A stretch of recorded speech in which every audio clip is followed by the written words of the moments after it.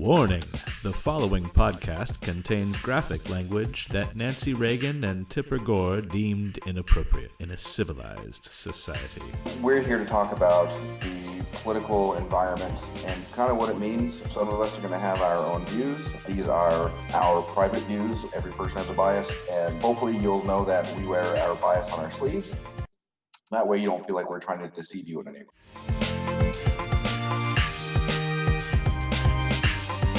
It's about time to get with the program.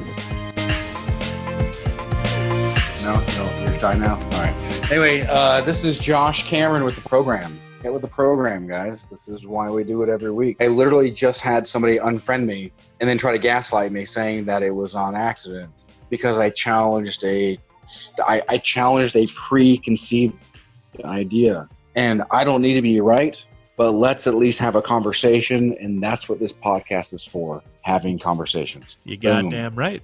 Got Chris Guru here. Hello there, sir. It's Chris, as always, up in Maine. Well, and then we have the Wizard of Oz, where the yellow brick road leads. We've got Corey Henderson. Hey, I'm Corey Henderson. I got dragged into this. Oh. Yep. Very proud to be here. Thanks, Josh. I'm actually just a couple miles from Josh. I live here in Utah, and I've been here for over a day. All right. So, and Corey and I don't think that we've ever been able to interact together on a podcast like this. Oh, no, take that back. Once. You guys were on Graham's before, show, right? And, hey, hold on a second, dude. I have a dad foot. Put down that dad foot, Josh. And put down that dad foot. Yeah, I got a hanger of bees rearing its ugly head with my son, but I think I interrupted Corey as he was about to delve into a fun subject about keep holding his tongue, if I recall. Oh, yeah. I have to do that a lot. I live in the corporate world. I have to serve many masters, which gets frustrating on occasion, especially when you can see why things are the way they are and you have a strong opinion on how to change it. But that opinion flies in direct conflict with how a boss's boss operates. Yeah, man, totally. I'll bet everybody all across the country has to deal with that. And we spend most of our lives in the workplace, and yet that's the one place that we don't get to experience democracy. Well, Dude, for real. I'm curious, Corey, was there anything that came to mind? Like you mentioned, obviously, kind of a typical experience like Chris just kind of tapped into. But was there something that specifically came to mind that made you think of that, about where you had to hold your tongue just recently? Oh, it's the whole having children and them whining sparked the thought of I have to make sure that when I do voice my opinion, I don't sound like that. It's kind of an interesting way to get that. Yeah. In there, but that's where it came from. Yes. Fuck, man. No shit. But, here's the thing is that, like, there are times... Oh, go ahead. I'm gonna be rambly. I'm fair enough. I got to full disclosure. I'm gonna be super rambly, so I need you guys to control me. I've had some beer. I'm a little bit on edge, so I totally need you guys to control me. Well, right? I tell you what, Professor Rambles, what Corey's speaking about here kind of sounds like he really has to focus on his own self-control when he's in those moments where he feels so passionate about something, but he has to tone it down based on the politics of the workplace.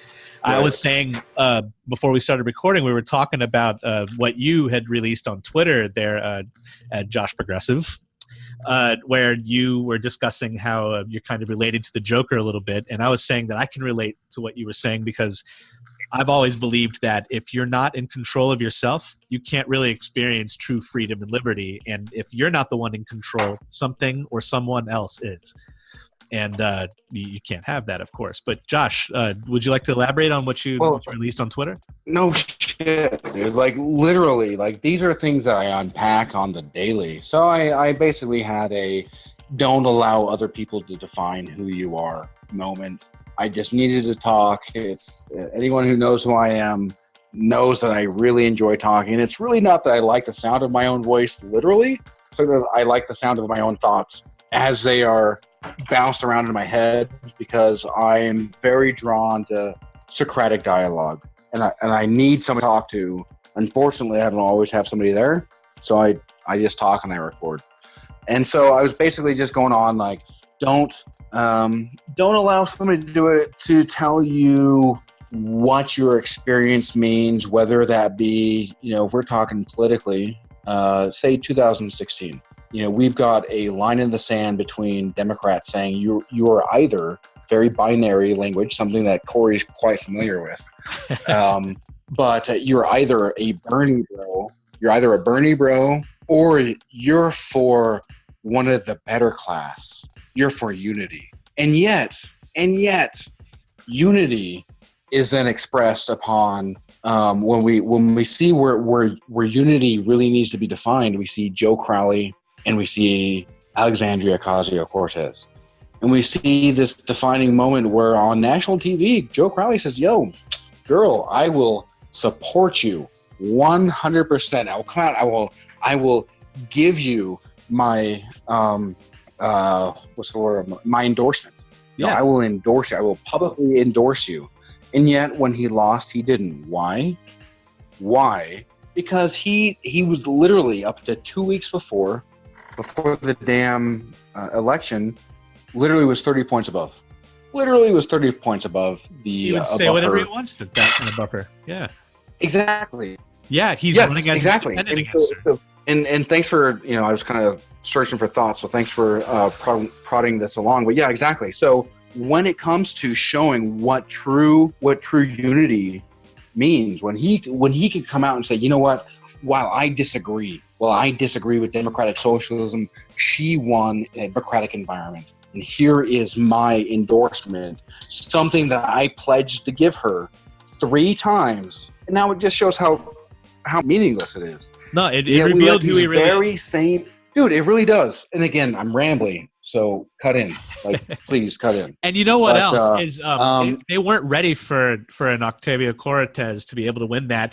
It's apparent with AM Joy, that TV show with Joyanne Reed. She literally came out and said, "Wow, I don't even know who this is. I guess a lot of us are going to have to do some research about the winner of this race."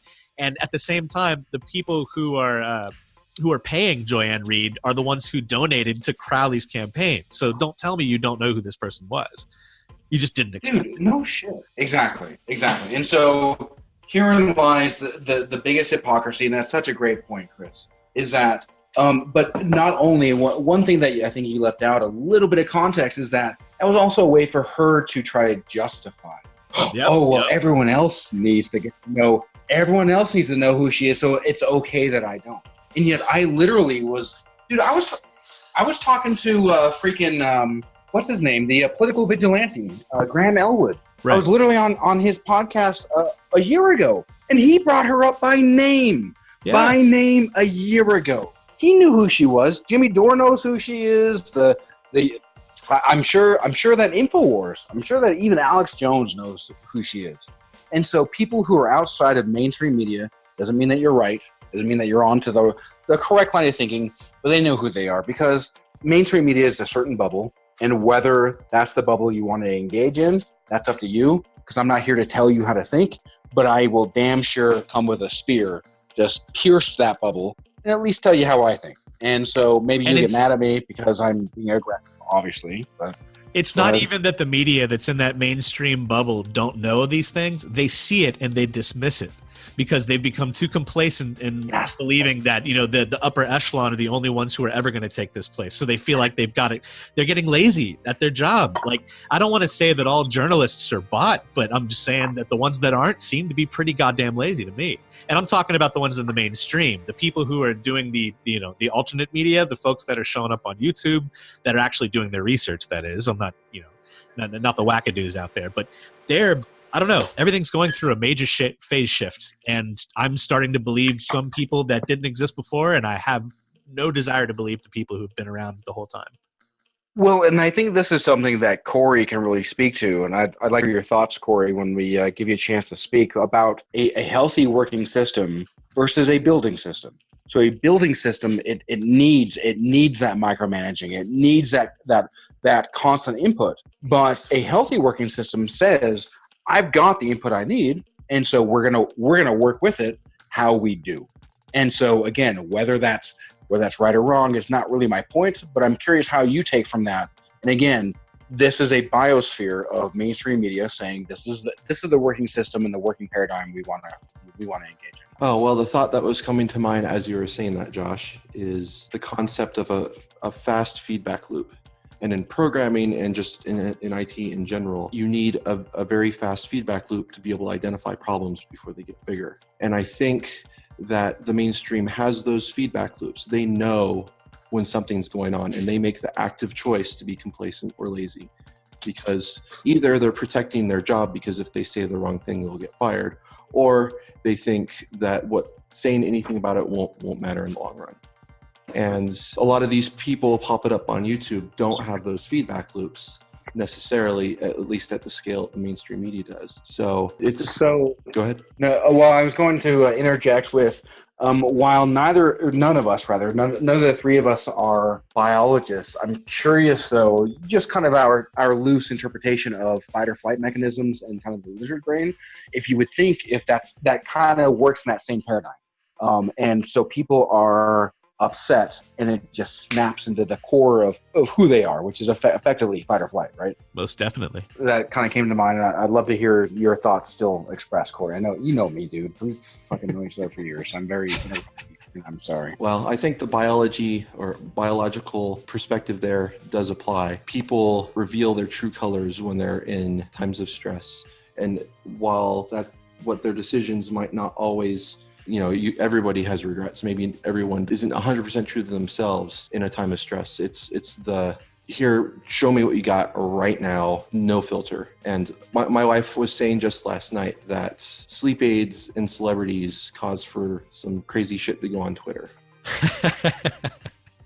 Because it's back to that lizard brain of, gee, you may not think of yourself as a racist, and maybe you try to keep that inner racist from coming out. But when that filter is removed, when that lizard brain is revealed, there's racism right there.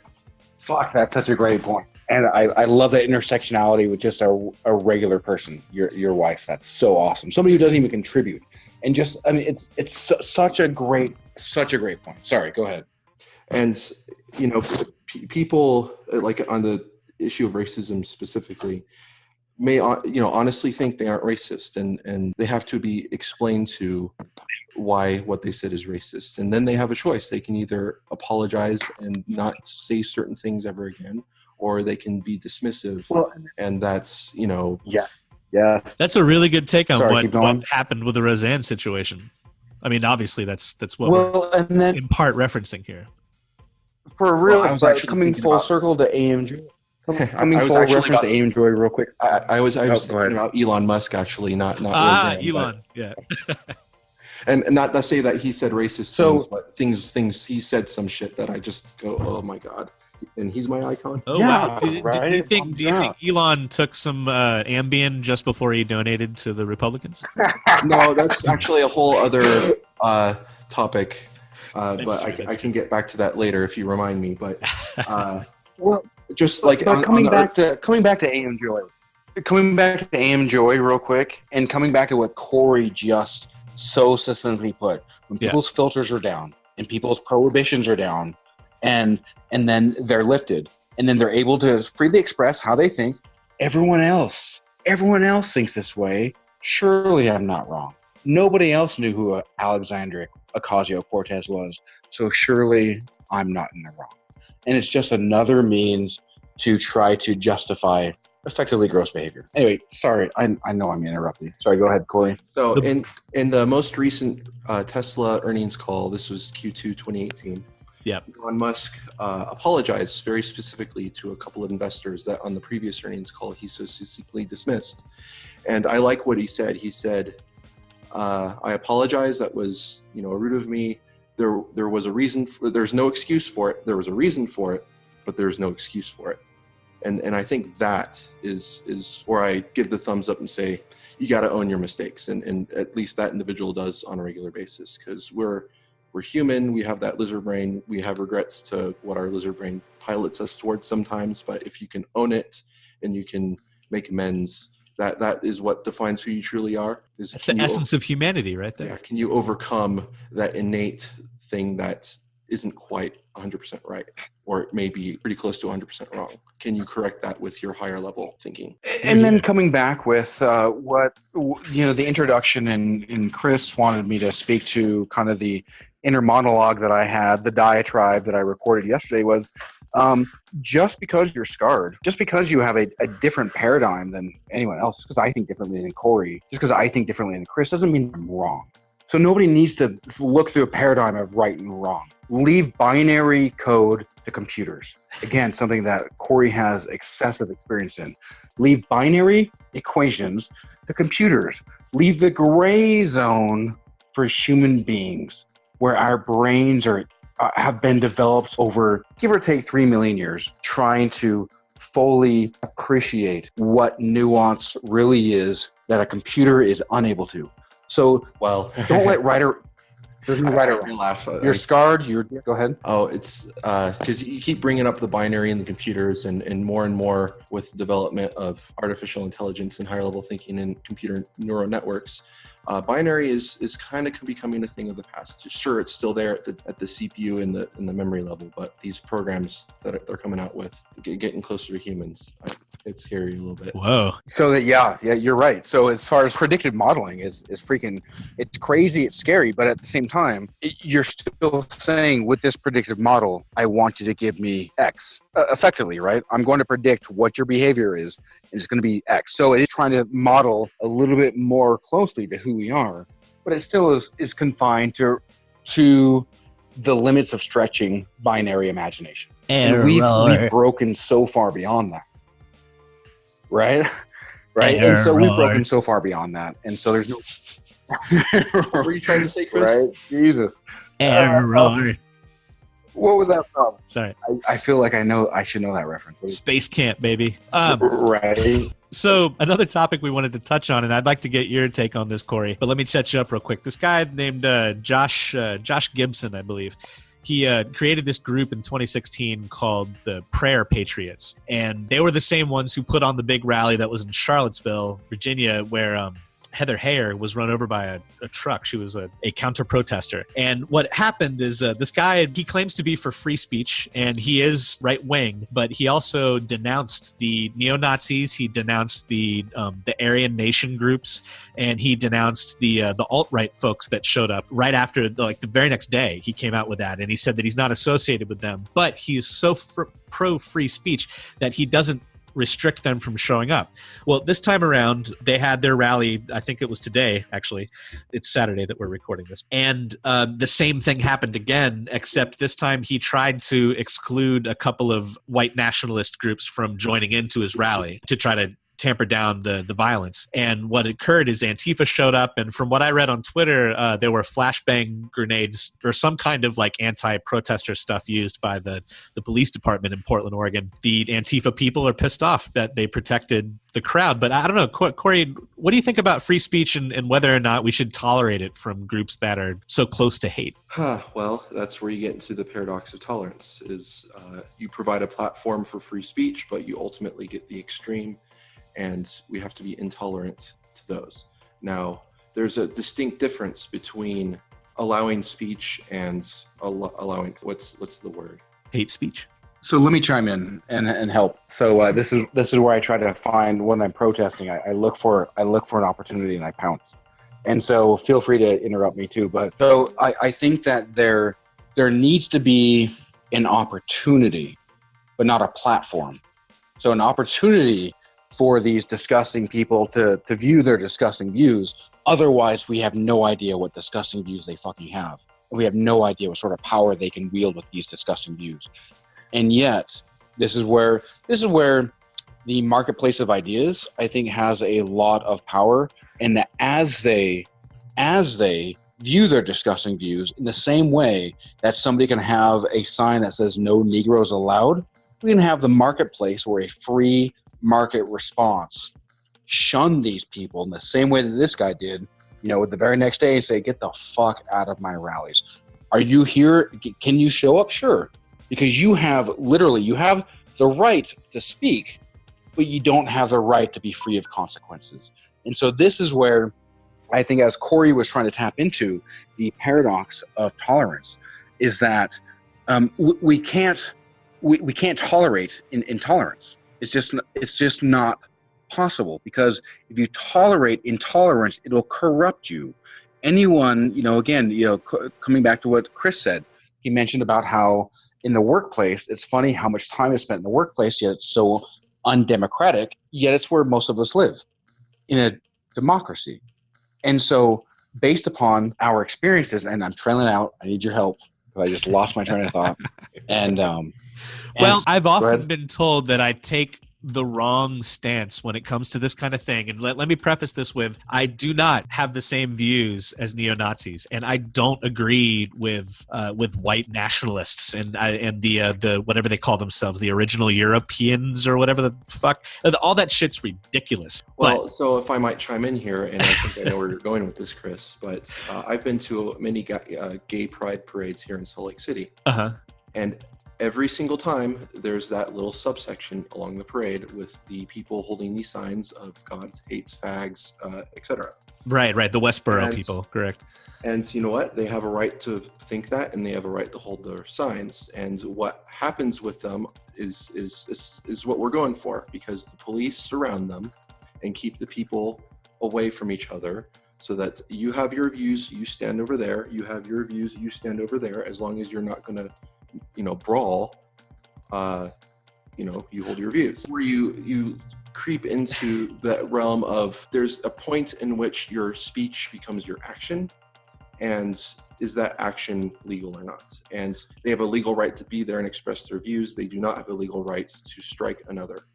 Of course not. And where I take issue, though, with the people who are opposed to allowing these rallies to take place is that I think they're conflating the idea of not wanting to hear what these people have to say with just being able to disallow them to say it in public. And the way you protest this is you stand up and you say things against it, like go have a peace rally in the nearest possible place without, getting in the middle of theirs. But if you show up with bottles and cans in your hands and you start throwing them at them because you hate the neo-Nazis, you're the one who's in the wrong in that moment. Oh, absolutely. And that's what we need to teach Antifa, because the Antifa people, maybe it's just a few on the fringe, but honestly, I'm starting to think the punching fash is not just something people say. And violence begets violence, and that's not how you handle it. I'd love to chime in here. Please do. So yes and no. And so this is where I may have a blind spot, and I'm more than happy to have other people help me calibrate this. But when Cornel West comes out and says that my life was saved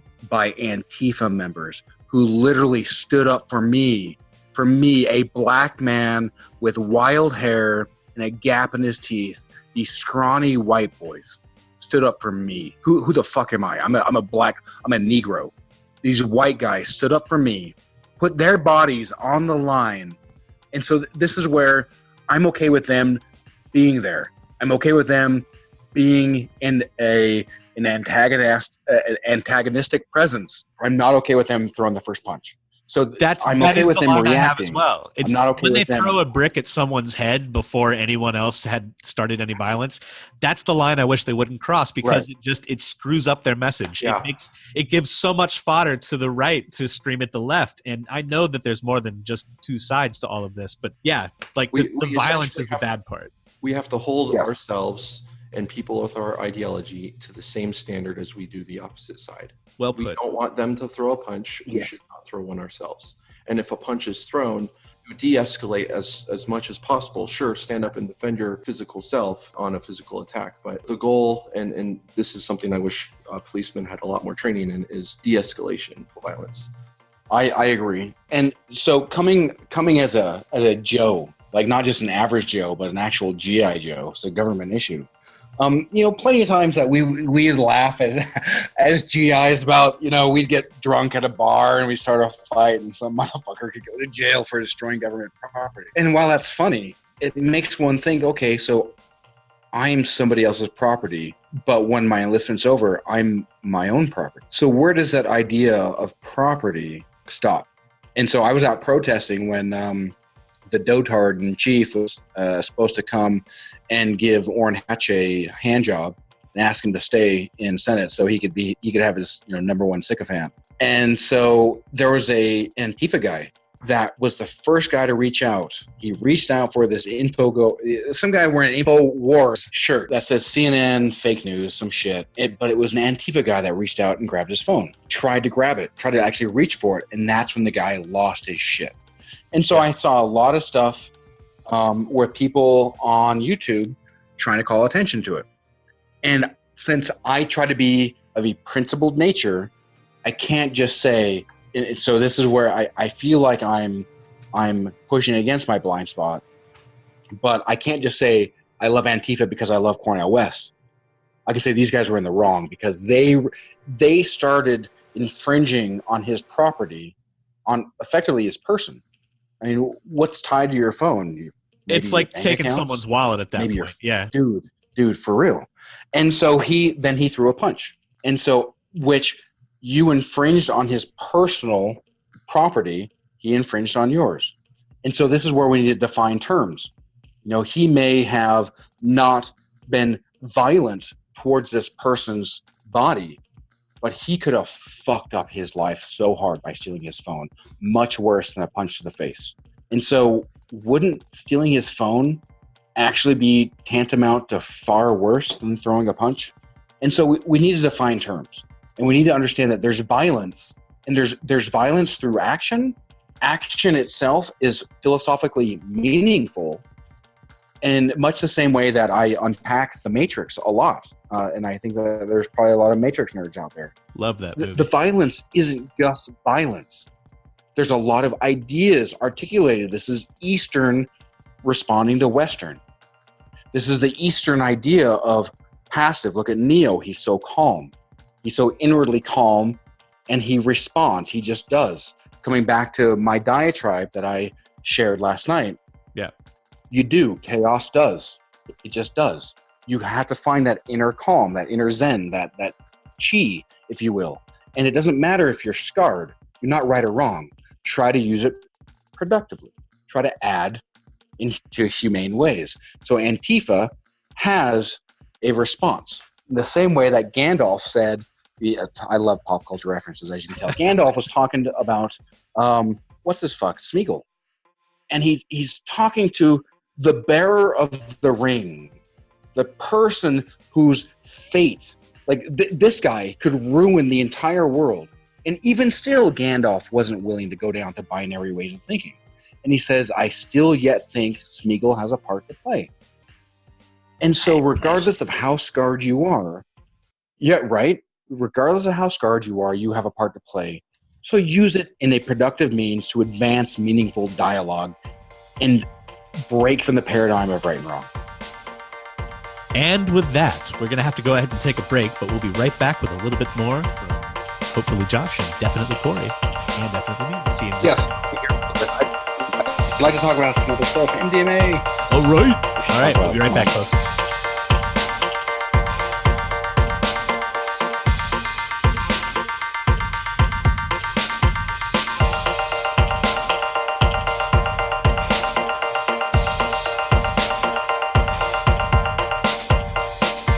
Well, folks, I have had the chance to catch up with Bryan Ramirez of CWAC and CFAR. Bryan, all the way out in California, how you doing, man? Not too bad. How about you, Chris? Oh, I'm doing well. So here at Progressive Rampage ProgRam, we like to interview people who are deeply involved but are still regular folks. Like I can safely bet that activism is not your main source of income. No, I'm actually I'm in IT. You're in IT, okay. Yes. So you're working stiff. You're the middle class. Yes, I am. 5 days a week. Yeah. Yeah. Okay. Well, I guess I can just start off. How about you tell us a little bit about yourself, sir? Sure. No problem. Okay. I'm 46 years old. I live here in Southern California. I was in the Navy for 10 years, so I'm a veteran. Oh, wow. I joined back in 2001 in February, so actually before September the 11th. And my first time on a ship was actually September the 11th. We just finished getting all of our gear stowed for a training exercise we were going to do aboard the John F. Kennedy. And we were told to stop what we were doing and turn on our closed circuit TV system to watch what was going on CNN. Oh my goodness. Yeah, actually, our own Josh Cameron deployed or signed up just before 9/11 and then ended up deployed as well. Yeah. That's wild. So that was an experience. So I did 2 deployments to the Persian Gulf on aircraft carriers, and I did one more with a construction battalion to, I think it was to Spain. Spain was my last deployment, which was actually pretty nice, to be honest. Boy, who wouldn't want to go to Spain, right? Yeah, it was nice. That's cool. Well, so you're out in California. You work in IT. You're a veteran. I have to say, I've now interviewed Kelly Lane already, and you work pretty closely with her. How did you two end up connecting? Well, I got involved in an online chat, and that's where we ended up meeting. Okay. Basically, it was one of the situations where you've got a bunch of people that just, almost every night sit there and just talk about issues and news and that kind of stuff. And that's essentially how we met. And it was a very progressive type of group of people. And mainly we were really just upset that Bernie had lost. We mainly were venting on almost a nightly basis. So yeah, it was nice. It was a good place to kind of meet and develop different kinds of strategies. It was interesting. Right. So kind of like a what do we do now support group. Okay. So to speak. We all need those. Yeah. And then you guys are both hosts of SpeakEasy, the show that shows every Saturday, and then also little specials here and there. You guys just had one last night, right? Yes, we did. Yeah, and that's on Kelly Lane's channel. That's on Kelly Lane's channel. Okay. Anyway, so then I'd already spoken with Kelly extensively on what CFAR was all about and what CWAC was about. Are you pretty much in the same vein as her as far as how you feel about those organizations that pretty much as long as they stay grassroots and don't collect money from anybody big, that they'll probably stay honest? I mean, that's pretty much the conclusion I drew from talking with her. I have to completely agree with that. I think that's a big mistake right now, is to let any kind of movement that starts out very honest and with grassroots support, and then allow it to get co-opted by money, particularly corporate interests, or just you don't want to turn it into something where the moneyed interests are able to pull the focus of the organization away from what it was originally meant to do. And we've seen that happen so many times. It's I see. So they kind of redirect the goal to be more fundraising oriented, and maybe even focusing too much on the gimmick behind fundraising rather than the actual cause that it was designed to attack, right? Exactly. Yes, yeah, I hear you. Not only doing the progressive Rampage, but also working for Our Voice USA. We definitely encountered that more than once with different volunteers coming in and revealing their true nature a little bit further down the line. So, you gotta stay vigilant out there, and sometimes you make friends, and those friends will become, well, I don't want to say enemies, but certainly someone who's counterproductive to your movement. So, well, the problem is that as we've come to, I mean, just watching the politics, whenever money interests get involved, those interests tend to be opposed to the interests of and will of the people, and it's just it ends up basically destroying the very thing that you'd set out to do. And it's very counterproductive. I hear you. Yeah, with corporations being considered, what is it written from the early 1900s? Unnatural persons. So they're literally psychopaths. Like, so you let them in, and what do you think would happen if you went to a local, like an insane asylum, right? If any of those actually exist out there anymore, and you just said hire a psychopath and said, here, you take charge. I mean, what do you expect to happen? It's going to fall apart. You would end up very much in the same place. Yeah, or say you deregulated your energy grid and let psychopaths run it. Same situation. And see, I also had an opportunity to study economics in Germany. I actually went there in 2015 to work on a master's degree, and unfortunately my funding got cut and I ended up having to come home. But one of the things I learned while I was there that they really don't stress here when you take business courses or economics courses in the US, is the real difference between a capitalist economic system and more of a socialistic economic system. And that is simply this, that it's a real difference of mentality. A capitalistic system is meant to and designed to appeal to the individual's needs and individual wants. Yeah. Whereas a socialistic system looks at the whole. In other words, they look at the larger picture, right? So it's not as, it doesn't tend to be nearly as wasteful as our capitalistic system be, because I mean, we all know how fickle people's wants and needs are from one day to the next. So if that's what you're catering toward, think about the amount of waste that goes into that. Tremendous. Yeah. Yeah, I kind of like to think, an image popped in my head as you were saying that, and I imagined a single person holding out a big, like a wicker tray kind of for carrying fruits or something, and holding all their money in that and trying to pile more and more as it keeps sliding off the sides and falling to the ground. And then another image of, like, say 25, 35 people all holding one giant thing, and it's nice and neat and piled in the middle and nothing's falling off the edges because it's like they're working together to make sure that they don't waste anything. I like that idea. And, it seems like we started this society with the ideals of socialism, except individuality crept through, and capitalism wasn't even. I don't even think. Correct me if I'm wrong. I don't think capitalism was a whole part of the deal when in 1776. No. That came later. No, it wasn't. You're right. In fact, corporations weren't even what they are today. Back when they were first created, they were meant to bring businesses together to pool their money to do a public work and then be disbanded afterwards. Right. But now, totally different ballgame, right? So yeah. I have to ask, which party would you say you're affiliated with? I am affiliated with the Green Party.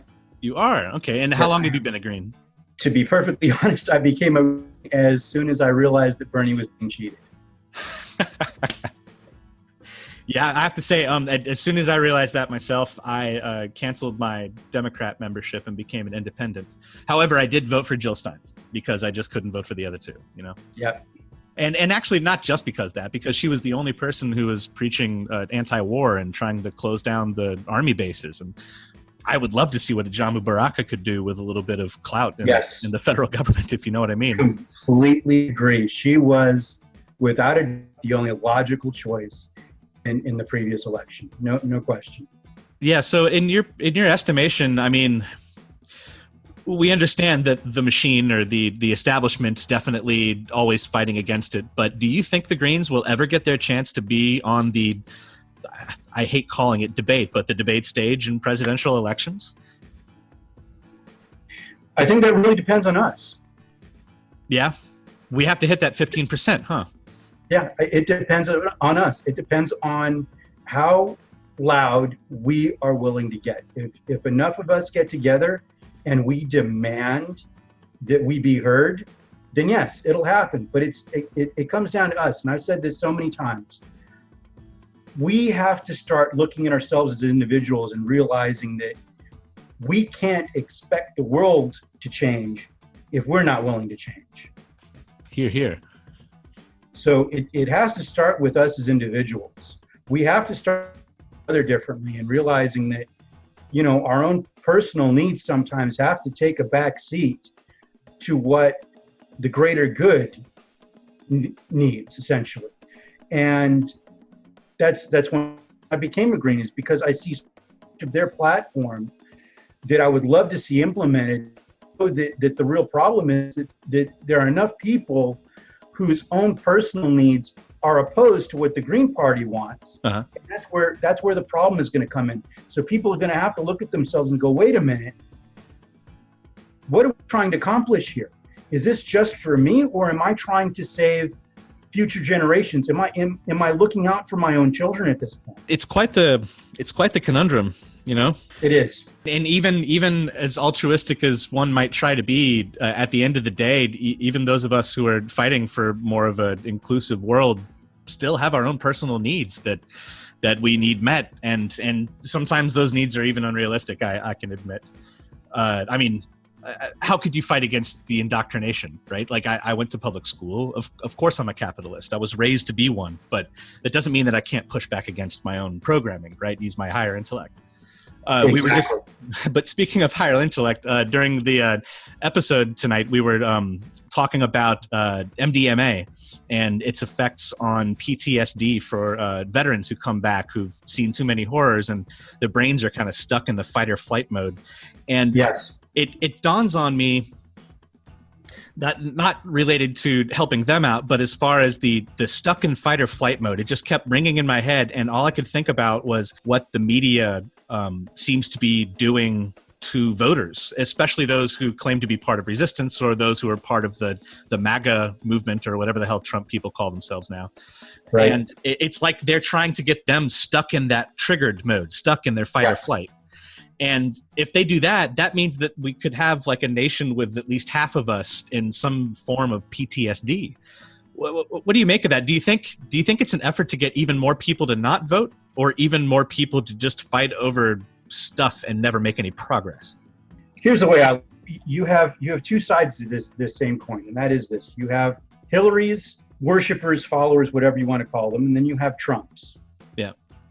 And the mentality, if you talk to either of these people, and I'm talking about the diehards who you cannot tell them any facts about their anointed candidate, they will change their minds. Absolutely nothing will change their minds about the way that they feel about these people. The mentality is absolutely the same.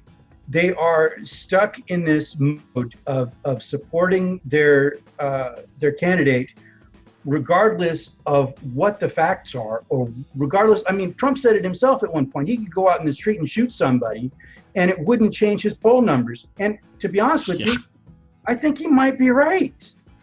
I think, yeah. But people who were attacking that as saying he was endorsing shooting people. That's not what he was saying. I mean, at all. I'm not his fan, but Jesus Christ, he's allowed to make one of those comments. Yeah, that's taking it a bit far. That's not what he was saying. But you're totally right. Yeah, I think he had a good point there, and I think he was maybe even inadvertently making commentary about the state of the union right now. Yeah, I think he was, and I think he was on point there. The problem is that we've got to get these people out of their bubbles. And again, it's the same thing with the left. We sometimes get stuck in our bubbles where we don't want to talk to people with opposing viewpoints.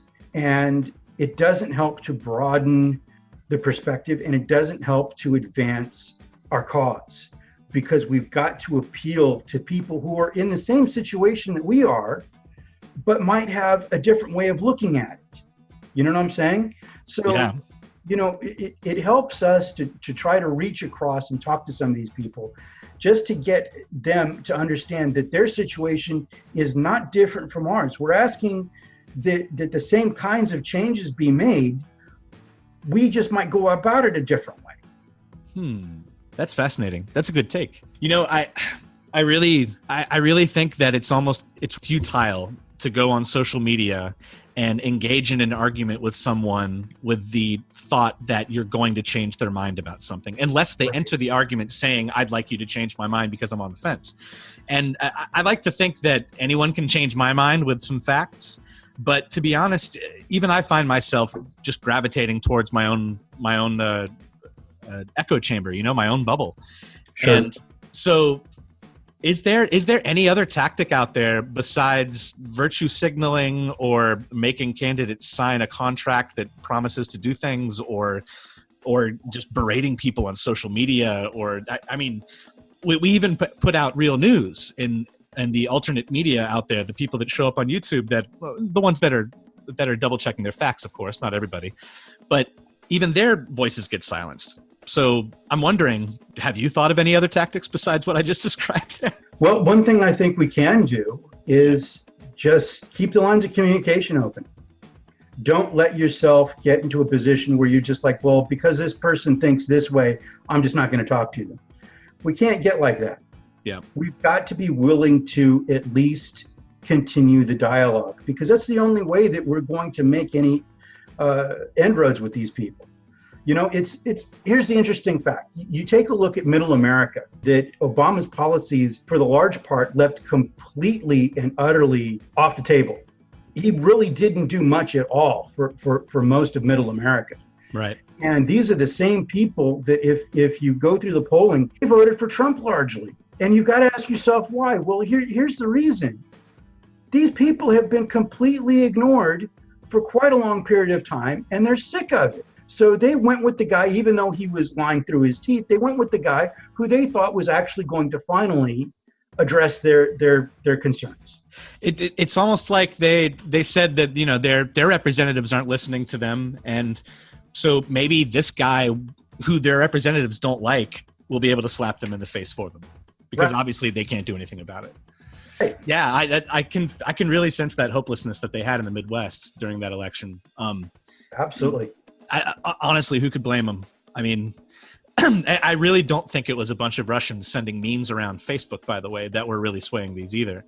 That they even came out and explained that there were a couple of commercials where, or like little web videos where it was like Trump was Jesus and Hillary Clinton was Satan, and that's all they did.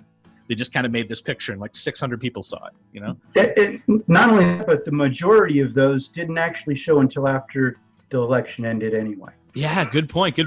Yeah, it's mind-boggling, and some of them were even anti-Trump and pro-Hillary. Yes. In fact, I think more so what it was people trying to fish for information so that they can sell them products later on. I think that is exactly what it was. And here's the interesting thing. I had this discussion with my dad the other day, who is still completely invested in this notion that Russia stole the election from Hillary. Yeah. I explained this to him, this information about the advertising on social media that he claims was the catalyst that shifted people's opinions. I go, well, if that's what did it, we need to find out who these people are and get them to make ads for the next election so we can make sure that they win. Yeah, right? They're so powerful. They could team up with Susan Sarandon, right? These people knew what they were doing. It's mind-boggling. Yeah, this whole thing. If anybody out there understands a little bit about Machiavelli and Machiavellian function, right. It is literally what Hillary Clinton has always done. It is she accuses her accusers of the thing she's about to get accused of, if that makes sense. Absolutely. And that sows confusion, and that makes people start to question both ends, and it allows people to just plead the fifth and walk away with servers being destroyed. Yes. And so with that, it's not like I'm taking Trump's side on this, but I am saying that the investigation with Mueller, I sincerely hope that there will be more to it than him just going after Trump's campaign people, because they're not the only ones who were colluding with Russia during the 2016 election. That's all I have to say about that. And another point that I made to my dad is this: if we're to take a look at who it was that cost Hillary the election, then why is nobody looking at James Comey? Because if you remember, a couple of days before everybody went to the polls to vote, he dropped that bombshell saying that they were reopening the investigation into her emails. That was astonishing. Yeah, with the Wiener laptop, right? Like he was getting everything fed. And nobody's talking about this guy. I asked my dad about that, and he goes, well, I don't think James Comey had anything to do with it. And I go, but that doesn't make any sense. Logically, that makes no sense. Because if anybody is responsible for tanking her campaign, other than herself, of course, it would be James Comey. You know, that is an angle that doesn't seem to be getting explored by many other people besides maybe Trey Gowdy, because they grilled him hard, but he was able to walk away unscathed. And actually, I had heard reports of him saying two different things about a certain subject while he was getting grilled before Congress, but they kind of lied on that too. Right. Speaking about what was classified and what wasn't. But yeah, exactly. Yeah. Well, on a lighter note, who do you think's going to win the 2020 election? Are there any combinations that the DNC has thrown your way so far that you think are going to be able to topple a Trump-Biden second term? Or sorry, not Trump-Biden. Listen to me. Well, what's the difference, right? A Trump-Pence second term? Very nice. Very nice. Good Freudian slip there. Look, with this upcoming election, there's a lot that can take place between now and then. I'm still, as a member of the Green Party, I'm still behind Joe. and whatever, she decides to do, I'm going to do whatever I can to make sure that she gets as much coverage as possible. I mean, even if that means that I've got to go on my own channel every night and talk about her, because this is important to me. I think she's still the best voice that we have. I will say this, though. There's one other person I'm watching, and he's not getting any coverage at all. Andrew Yang. I haven't heard that name before. I guess that proves your point. He is running as a Democrat, and he actually started his campaign back in November, and he's getting absolutely no coverage. What state is Andrew Yang out of? If I'm not mistaken, I think he's out of Ohio. Okay. But he has been, he is supposed to be in Iowa, I think, this coming week. Okay. Is he a progressive Democrat? Is he kind of a democratic socialist, or? I would consider him a Bernie 2.0. Yeah? Wow. Yeah. Okay, that's pretty big words there. From what I've seen of him, from what I've heard, and just the way he responds to questions, to me, I get the feeling that he might actually be a Bernie 2.0. Well, that's fantastic. Have you guys at CWAC or CFAR tried to get after him, see if he'll maybe sign something, put his money where his mouth is? Not yet. I actually myself have just started paying attention to the guy, because I just heard about him myself. I was quite surprised that I hadn't heard of him either.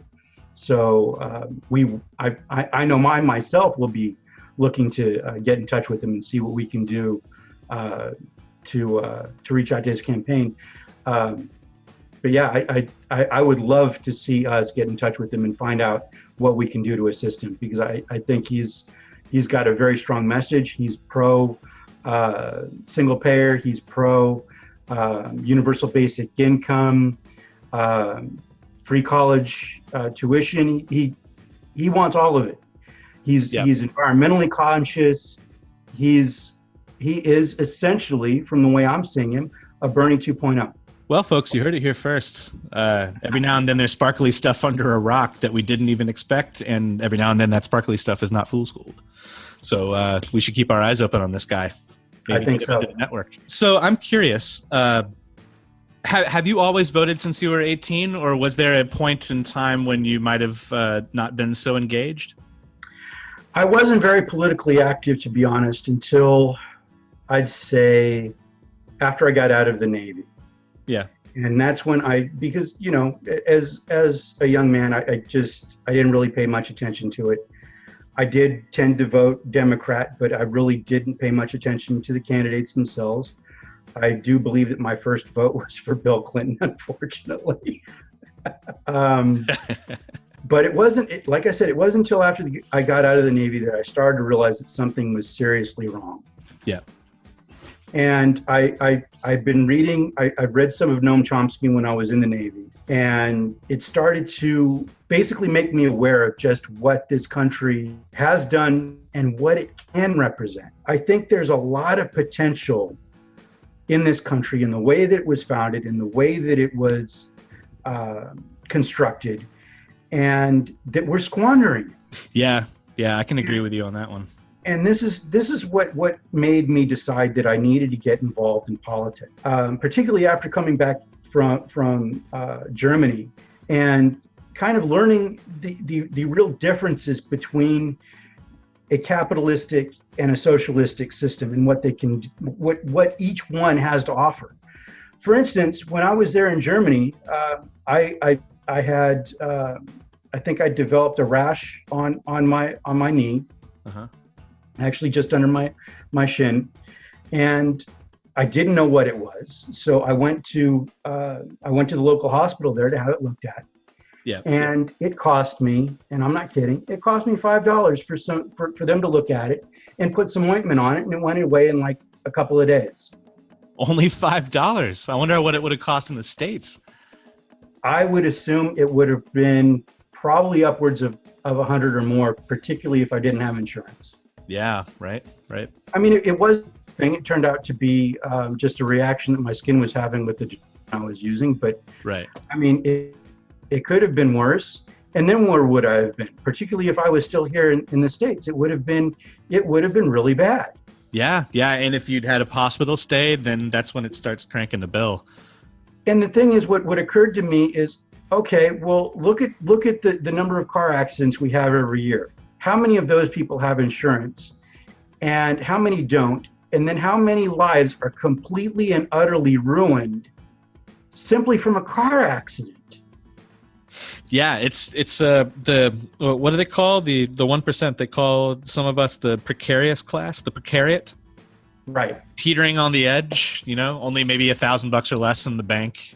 Right. Having minimum catastrophic insurance, so you're covered as long as you're just about to die. Right. Yeah. No.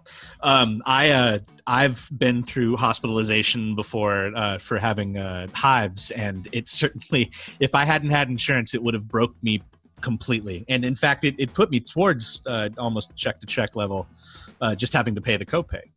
Jeez. Yeah, and it was a rash. Yeah, same kind of thing. Yeah. Mm-hmm. And ultimately, they decided they didn't know what the hell it was. They're like, here, take these pills until it goes away, But yeah, I'm not happy with the way our healthcare system is. I really don't like the idea of commodifying everything in the world that humans come and interact with. And Right. I get that we're capitalists, our society, but I don't know.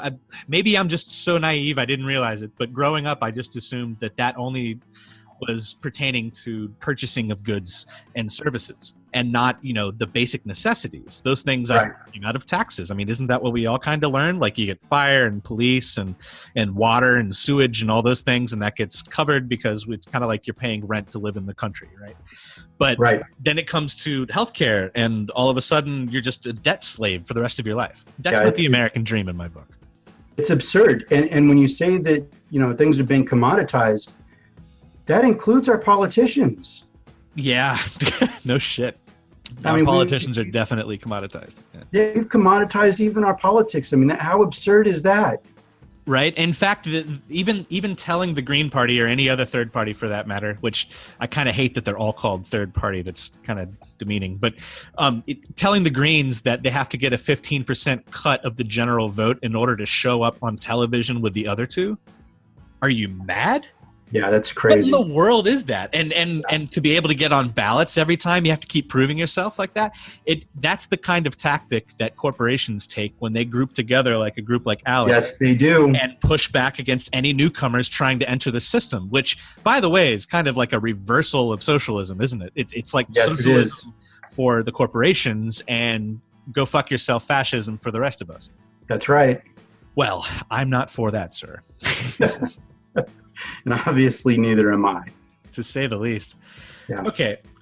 Is there anything else you can tell us about SpeakEasy? Like, have you had any interesting guests on that show? Have you been able to have anyone on the show and actually change their mind about something? That's a good question. I don't think we go into it with that mentality or with that goal in mind. Okay. Because really what we're just trying to do is get people talking. Because, you may not necessarily change anyone's mind right then and there while the show is taking place, but if you leave them with enough food for thought, they might go away and think about it later and go, wait a minute, that point he made actually makes some sense, and I should probably put a little more thought into this. That's really what we're trying to do. We're just trying to get people to think a little bit more about their situations. And not only that, but also think about other people's situations. Because we don't know what we're going to be dealing with from one day to the next. Yeah, that's really great. I'm a big fan of the show. I tune in all the time. I know you guys have asked me to come on a couple of different times and I've shut it down, but, life is hectic. Totally understand. The door stays open. But of course. Okay, well, we're getting to a close of the interview portion of the podcast, and as I have started a tradition with Mr. Corey Henderson, I am going to continue that with you, and we are going to go into the lightning round. And now the lightning round, I'm going to ask you a series of 10 questions. 3 of them I'm going to have to make up because I'm lazy this week. And they're either going to be true or false, one thing or another, or maybe a little bit of a short essay, but you don't have to go into too much depth. But I want your immediate answer. I want as fast as you can possibly go, okay? Gotcha. All right, so everybody ready? All set. Lightning round. Lightning round.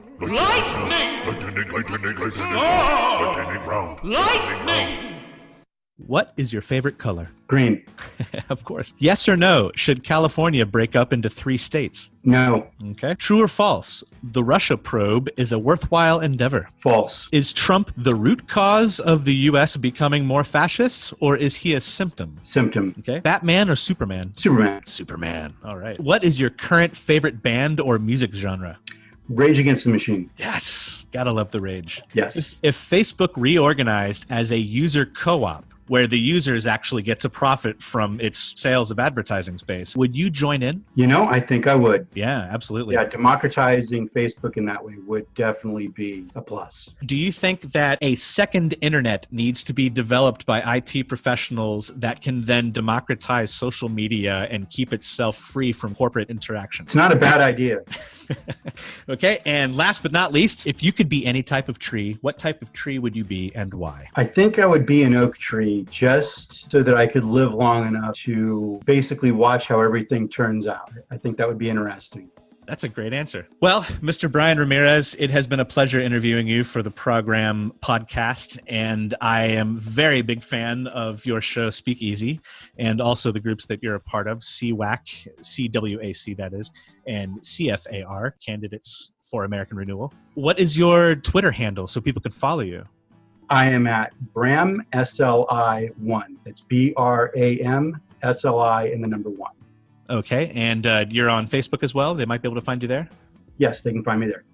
All right, sir. Well, it has been a pleasure, and I hope you take care. Thanks. I appreciate this, Chris. Anytime.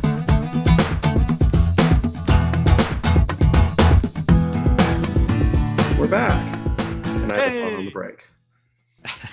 So I think what a lot of people don't realize with certain organizations that are there to antagonize you, with the Westboro Baptist Church in particular, is their entire business model is to get you to hit them so that they can sue you. Oh, jeez. So where you might have your day ruined from a violent encounter, they intend to ruin your life. So we must keep that in mind when we take to the streets in these protests, is that violence is just going to be against you in so many ways if you engage in it. Not just physically, but legally as well. And they're going to troll you into doing that. So, yeah. It could be immediately satisfying, but in the long run, I'd say every act of violence has its demons that travel with you. Yes. And Corey has much larger foundation in science as a nerd, like a legit nerd, like smarter than a nerd. Whereas I am more of an end user, like a geek. And yet I have a very firm nerdy foundation in philosophy, and so I'm curious on your ideas here, Corey, between science and philosophy, where some scientists and some of the new atheists like Lawrence Krauss think that there's no room for philosophy. What good is philosophy when we have science that can tell us? Because they're kind of in this, as I understand, they're in this mindset of, we had philosophy because we didn't know what the gods wanted, and so but why would we ever need philosophy to guide and tailor our thoughts when we have science at our fingertips? Well, you have to understand, Josh, that science is not a base for very many people, unfortunately, and philosophy speaks to our inner intellect, because our inner intellect is not binary, it's very fluid, and philosophy is very fluid, whereas science is very rigid. So philosophy can help to convince people of truths better than science can if there's no science background to be had. I find philosophy very relevant still in the science age, simply because we have so many that are not scientifically literate. And philosophy can be used as a tool to, it can take people, in the wrong direction, of course. You can even use science to lead people down a bad path, but that's my opinion on philosophy. So Chris, as a chef and just as a regular fucking human being, man, who's engaged, I'm really curious as kind of, you seem to really have a pulse on outside of the box thinking, and kind of, I'm curious again, your calibration on this. And if you could, and I get that this is kind of a straw poll here, or kind of a doodle poll, something just off the cuff. I'm talking But something. maybe on a scale of 1 to 10, if you could divide that. So on a scale of maybe 1 to 10, where you only have 10 particles that you can deal with, and you have 2 options, how many of those particles go to science and how many of those particles go to philosophy? And can you kind of help us harmonize those in your mind, in your... Well, let me start off by saying, as soon as you posed that question to Corey, as is evident of me trying to cut him off there, I immediately had this thought. I was watching, I'm a bit of a pop culture buff myself as far as the 90s are concerned, and so I was watching Jurassic Park last night. I just got a projector, and so it was awesome. It's like 90-inch screen on my wall. It's fantastic. Yes. Oh boy. Yes. Anyway, so I'm watching that, and Jeff Goldblum is on the screen, and he's starting to argue with the scientist who developed the park. And he said, "Well, what do you mean? Like we developed them, we engineered them to not be able to procreate without our authorization." He goes, "How in the world can you do that?" He said, "Well, we just made them all female. It's the stasis that all things are in before the protein is released to change them to male, and so we just deny them the protein." And Jeff Goldblum says, because he's a philosopher, he says, "You know, life always finds a way." And they're like, "What do you mean?" He goes, "Well, you can't really just go and run forward with what you gain by standing on the shoulders of other giants. You're basically working with someone else's technique and just running with it. Like, just because you can doesn't mean that you should. And you never stopped to think, should we do this? You just kept running forward with the technology because all you could see was how much money or how much fame or glory you could get from it." So where I see philosophy, I think even if philosophy was 1 out of the 10, that would be enough for us to ask if we should. But personally, I would have to say that it needs to be 60-40 science to philosophy. And philosophy, against the grain of those anti-theists out there, the atheists, right? Well, sometimes they're anti-theist if you think about it, because all they want to do is fight against people that believe in God. If you're an atheist, why would you give a shit, right?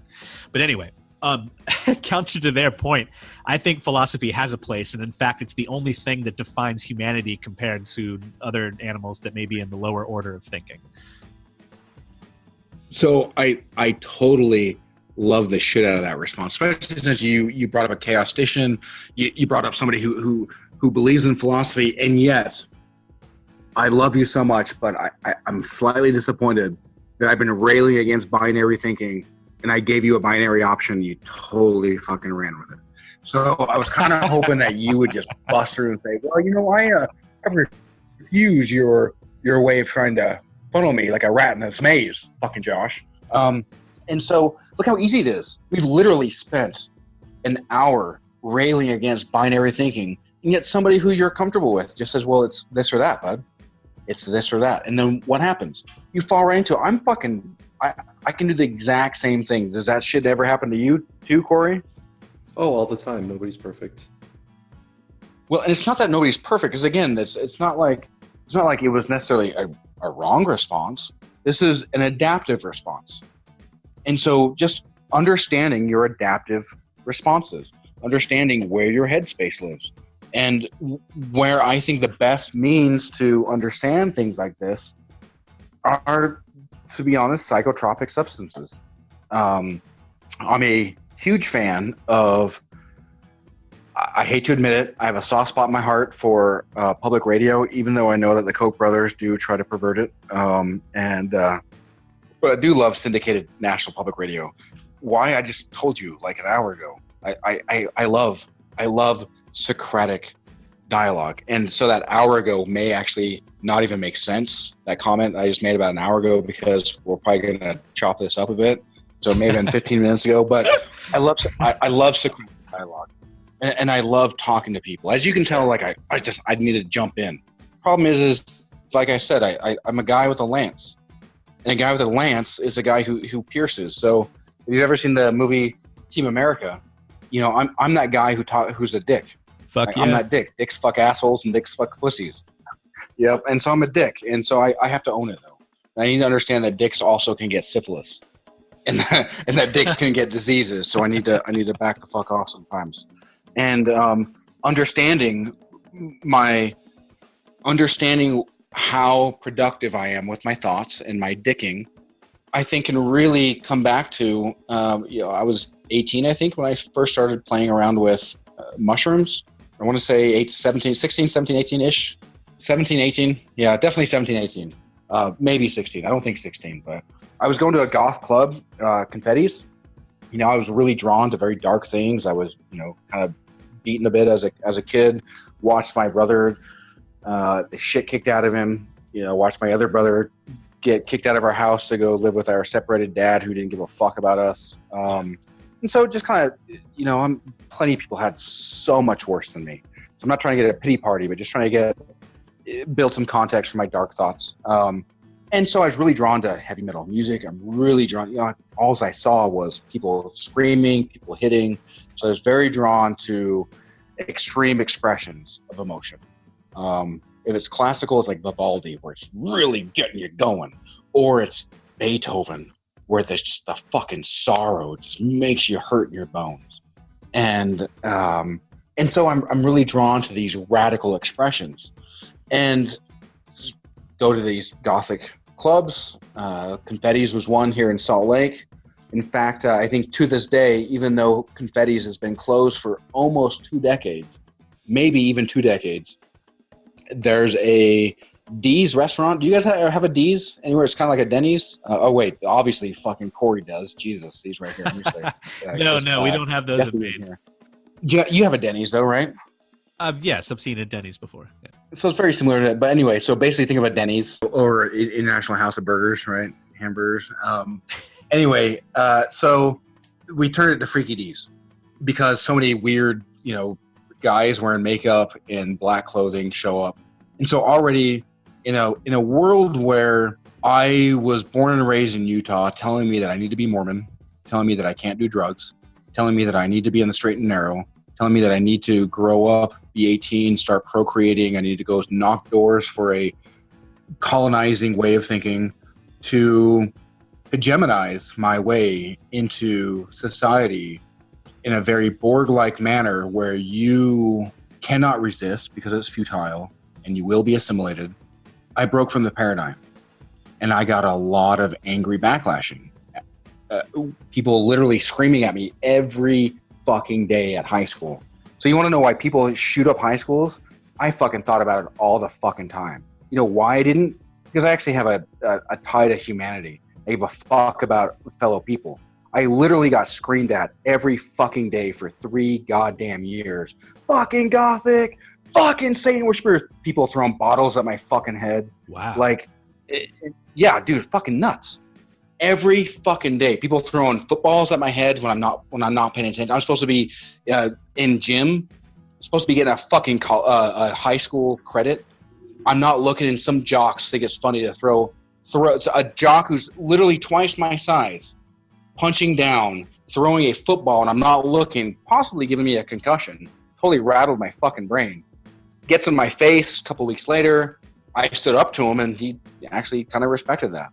And a lot of people told me I was dumb for standing up to him and losing my shit.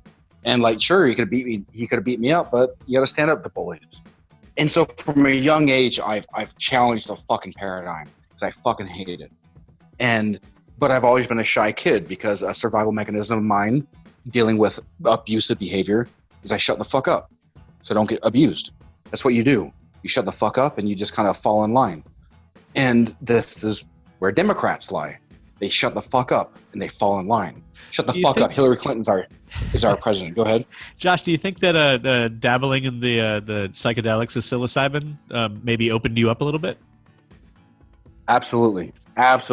And so what I don't know, and thank you for helping tailor my thoughts as I go off on a tangent. You got it, brother. What I don't know, though, and what would be interesting, is if my dabbling in psilocybin, my dabbling in LSD, copious usage of marijuana before I joined the Army, and then I was assimilated into a very totalitarian culture where I was faced with war, faced with death, faced with shit blown up above my head, faced with gas calls for potential gas attack, literally daily, fucking multiple times a day. A lot of times I had to put on MOP 4. Anyone who's a GI knows what Mop 4 is, I fucking salute you. But imagine it's 120 degrees outside, and then you have to put on a pair of padded charcoal insulated pants that add about 10 degrees to your legs. And then you have to put a padded charcoal shirt that adds about 10 degrees to your chest. And then you have to put a protective mask, a gas mask on your face that has a silicone, what's the word I'm looking for? A silicone insert. So it collects your sweat. And you just have puddles of sweat starting to slowly rise to your nose. Wow. Are you going to drown? Fuck no. It's going to take a long time. But just this idea that at any moment you can either be gassed or you can just sit there in this weird post-apocalyptic world vision, this steampunk kind of outfit in order to survive. Now, where exactly were you stationed when you served? So I was stationed in Fort Campbell. I was part of the 86 Combat Support Hospital, which is funny because 86, as many of you may know, if you're 86 from a bar, you're kicked the fuck out. So we were part of 44th. Yeah, it means it's dead or it's gone. Yeah. Yep. And so we were part of 44th Med Brigade, I think at the time, and then became 44th Med Command out of Fort Bragg, which is in North Carolina, on at least your coast, a little bit further south. And so we were a satellite unit of that mother unit of sorts, and we served the greater good for the three infantry brigades that were on Fort Campbell. Sorry, I've been drinking beer. I had a burp a little bit. Sorry about that. You heard some awkward pauses. And so if you've ever seen Band of Brothers, if you've ever seen, I want to say, and correct me if I'm wrong, Saving Private Ryan is also 101st. I know for shit that Private Ryan is 101st. He got a goddamn Screaming Eagle on his arm. And so that's where I was stationed. I had an exploding asshole, so it looked like a neutron star going off or something creating a neutron star, effectively, a core with a star going off. But so we called it the exploding asshole. And I had that happen the last time I ate it. And so, yeah, I know, right? Yeah, that's what happens when you eat too much Mexican food with all that spice, man. Yeah. Chipotle, dude. Chipotle will give you the 86 cash. Yeah. Exploding asshole. Oh, man. Anyway. The big ups to Jessie. So, He'll be with us today, but I had to throw one of those in there. So. I know, right? And so I ended up deploying. So I in March of 2001, I got orders to go to Kosovo, September 19th of 2001. And so again, where does my radical break from having to challenge the paradigm affect my cognitive reasoning 8 days after September 11th? And then I get deployed to a war zone. Granted, it was for a humanitarian mission, so there's not active bombing campaigns going on, but a war zone nonetheless. And then later on in January, I deployed to Iraq. Kuwait. Funny story about that. I say January just because it's easier. There's actually a funny story, and be fun to unpack maybe. Feel free if you want to hear. Let me know if you want to hear more. Technically, I deployed in February, and there's a funny story behind that. A real funny story, but anyway, and so deployed to Kuwait, Camp Udari, and then we jumped forward to Iraq in Nasiriyah, Talil Air Base. Anyway, I'm fucking rambling. You guys need to jump in and just cut me off, man. Oh, I'm loving the story. Keep going, what do you? So we jumped forward to Talil Air Base, and so here's again. So in this radically changing the paradigm, radically challenging the paradigm. Now again, in this post-apocalyptic world where every day you're living from one moment to the next. At one moment, you may hear a call for gas where you're supposed to throw on your Mop 4 gear. Again, and I forgot to add, not only as far as the charcoal insulated pants, coat, protective mask that does not have charcoal, but also you have to put on these silicone like rubber fucking boots. So if you're slimed with shit, it just comes right off your boots, and you can just trudge through this shit. And here's what's crazy about it: we look 100 feet the other way, and people are staring at us like we're fucking crazy. Because you we're probably the look hospital. We probably look at. But here's the thing: what's here? And so again, post-apocalyptic, challenge the paradigm. Where is my mind supposed to sit? How do I calibrate when I'm a hospital supposed to be taking care of people? One would think that we would know calls for incoming fire, calls for incoming casualties, call for incoming mass casualties, people who need to be taken care of. While others who don't necessarily need to be taken care of are looking at us stupidly. So what are we hearing that they're not? And they think that we're stupid for over, like, literally, I don't know a single time. I probably, in the 2 to 3 months I was in Camp Udari, I got in and out of my Mott 4 at least 60 times. I don't know a single other time that any other unit outside of my unit did the same thing. Wow. What am I hearing that they're not? Is that a breakdown in communication? Is that stupid fucking command? Or is that literally that we're hearing shit's going on?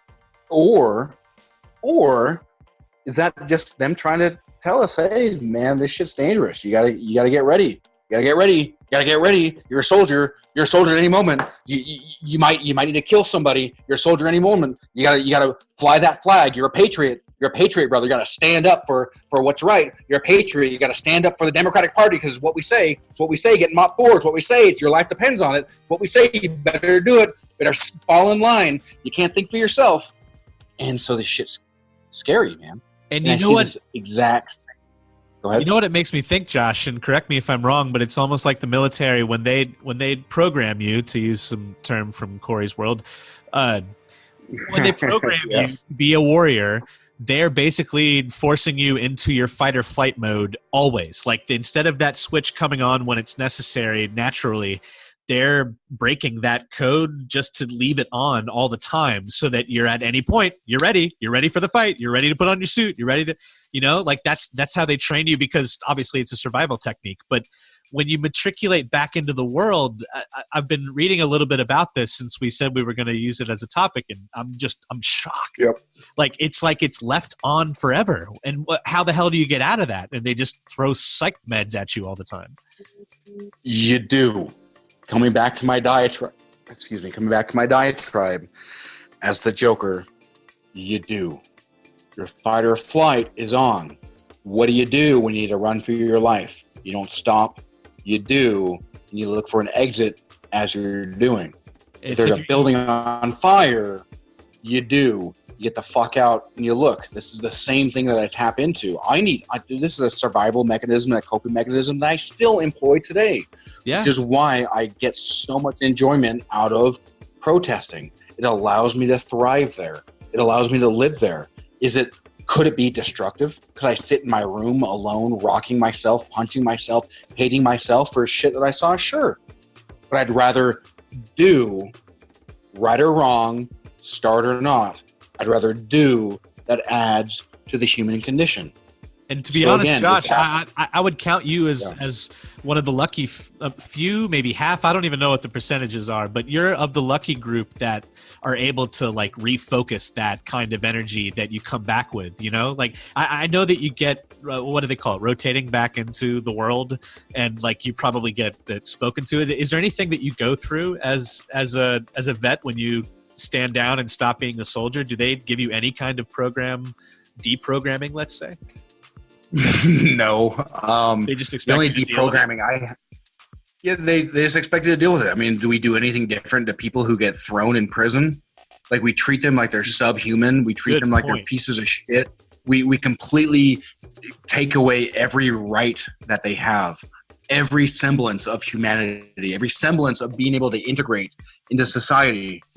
And then the very next day, you better integrate. Oh, you didn't fully integrate? Well, that's a fucking failure, motherfucker. Oh, and that's a piece of shit. You're a piece of shit. You're not even allowed to integrate because you have the stigma following you. Even after you've served your time, even after you've paid your price, nobody cares. It's in a weird way like being a soldier, right? Like after you've served, after you've made your sacrifices that you have, sometimes unfortunately the ultimate sacrifice, you're not the same when you come back because we don't treat you like you weren't a soldier. And I don't know, I think that's a good plays point. a part in it. And I'd like to actually hear some of Corey's thoughts on this. I know Corey's quite a deep, introspective person. It's hard to pull really, extrospective. Is that extrospective ideas out of him and get him to engage as much. He's a guy who lives in his head. And I'd really like to hear your ideas as somebody who likely, I'm assuming, nerd, smarter than other people, bullied a lot probably because of that, bigger than most people, bullied, nerd who doesn't speak up for himself, bullied. And so you know a lot of the same shit, dude. And how do you integrate?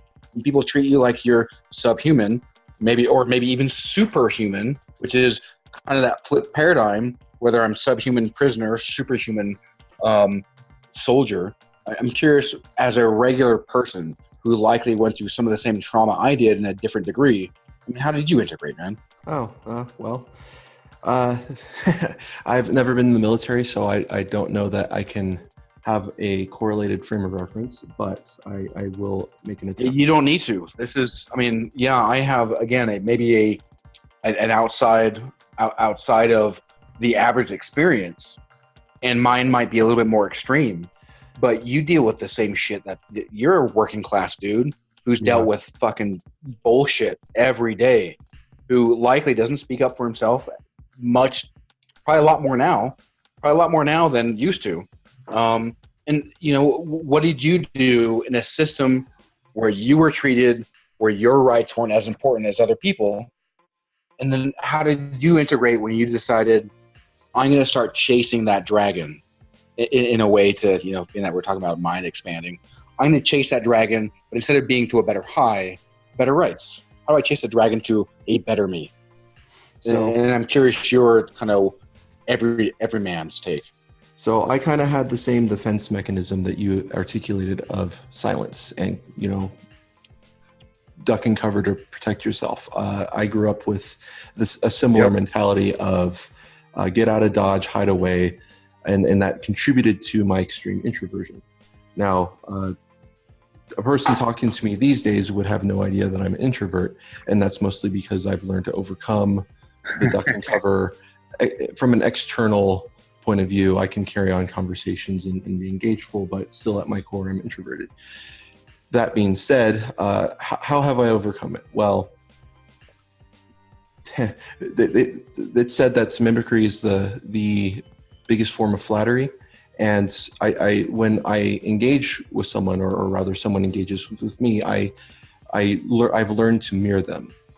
And I pick up on the kinds of terminology and words they use and try to repeat my dialect back at them in such a manner.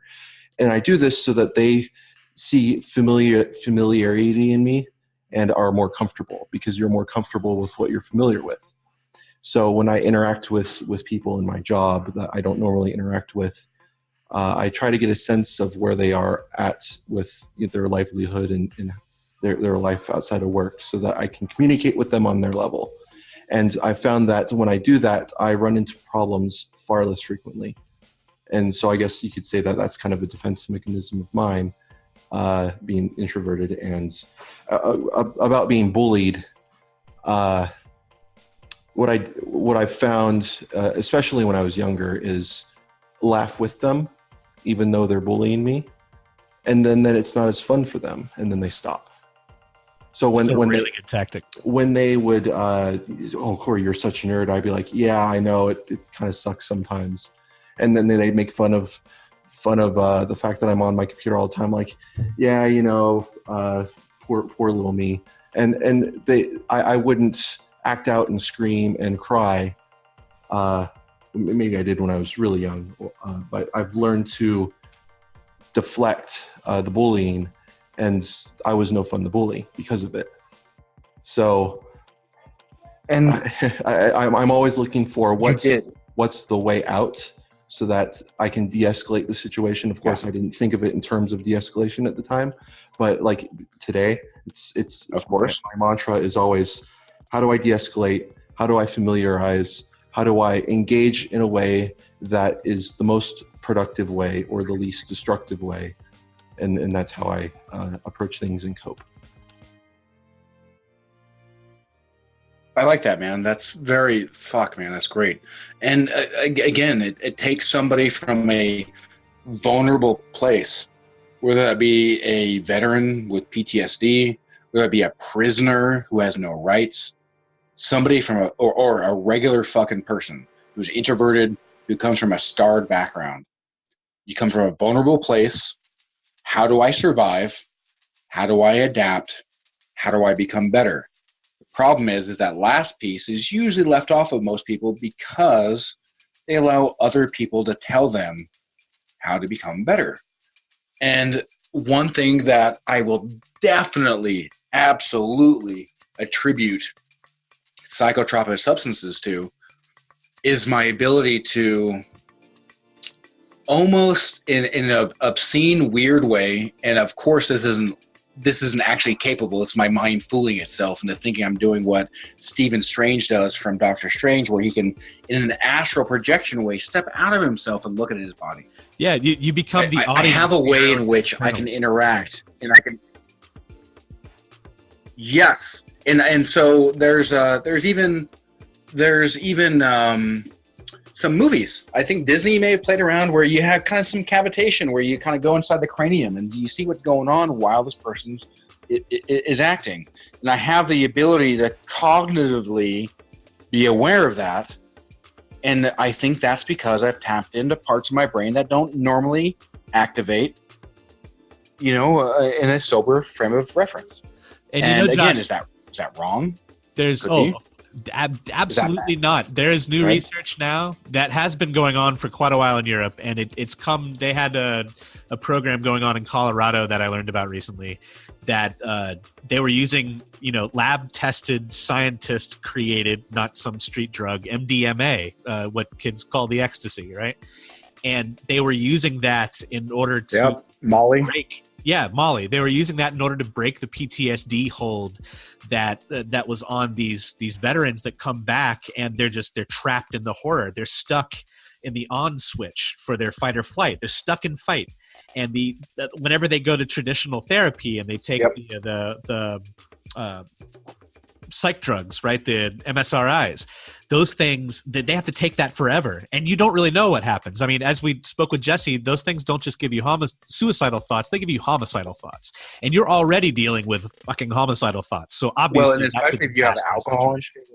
Yeah, and they're drinking to try to chase these things away and even get to sleep at night. People shocking themselves. So what they've done is they've used this drug with a therapist working with you, and believe it or not, in as few as 2 sessions, the study has shown that it has released these people from their demon, and they're actually able to figure out their coping mechanisms and actually matriculate back into society without having to be stuck in that stress position that their brain was in. And the key there, though, is guided by a professional. Everybody out there, don't go drop X just because you think it's going to help with your mental problems.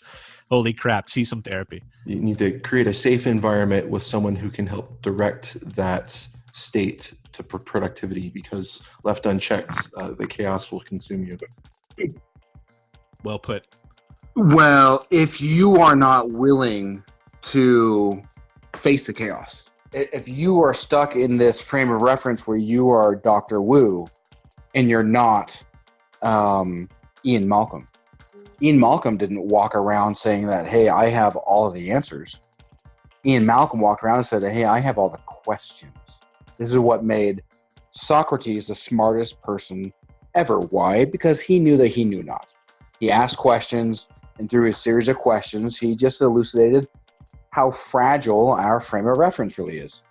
And one thing that I wanted to make mention of real quick in what you were talking about, Chris, I think one thing that a lot of people really leave out when it comes to taking MSRIs, SSRIs, and whether it be homicidal or suicidal thoughts is just because you drink doesn't necessarily mean that you're drinking to get drunk or drinking to chase away the demons. What if you have a fucking cold?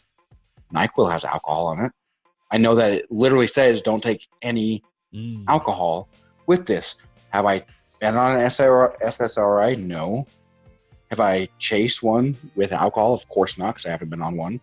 And yet, I don't know where the calibration is, where a little bit of alcohol might be okay, and a little bit more is just you're ending your life and you're pulling a Kurt Cobain, which, as I understand, he was not unknown for mixing his SSRIs with alcohol. Or it may not be an SSRI, but it was some sort of anti-anxiety, anti-depression.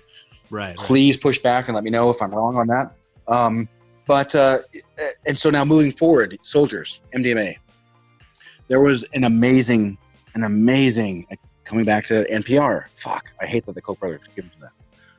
But coming back to an amazing show that I listened to, it was TED Radio Hour. I fucking love it. I love hearing people who have something to share and a means that can captivate me in a story. And then likely somebody who has a frame of reference that I can learn from. I love hearing from people I can learn from. And so here's a guy who, severe PTSD, a Marine Corps soldier, traumatized by fucking war, severe agoraphobia. I want to say he had 6-ish, 8-ish. Like his was pretty bad. You mentioned that you could have as little as 2 visits, but I think he had 8. Wow. Ish. Anyway, yeah. Push back on me, and please help. If we can on a future date find out the exact amount. But he mentions specifically his very last visit with his psychiatrist was he took so much MDMA, his skin was fucking on fire. Whoa. He went so deep. Dude, for real, right? So obviously figurative fire.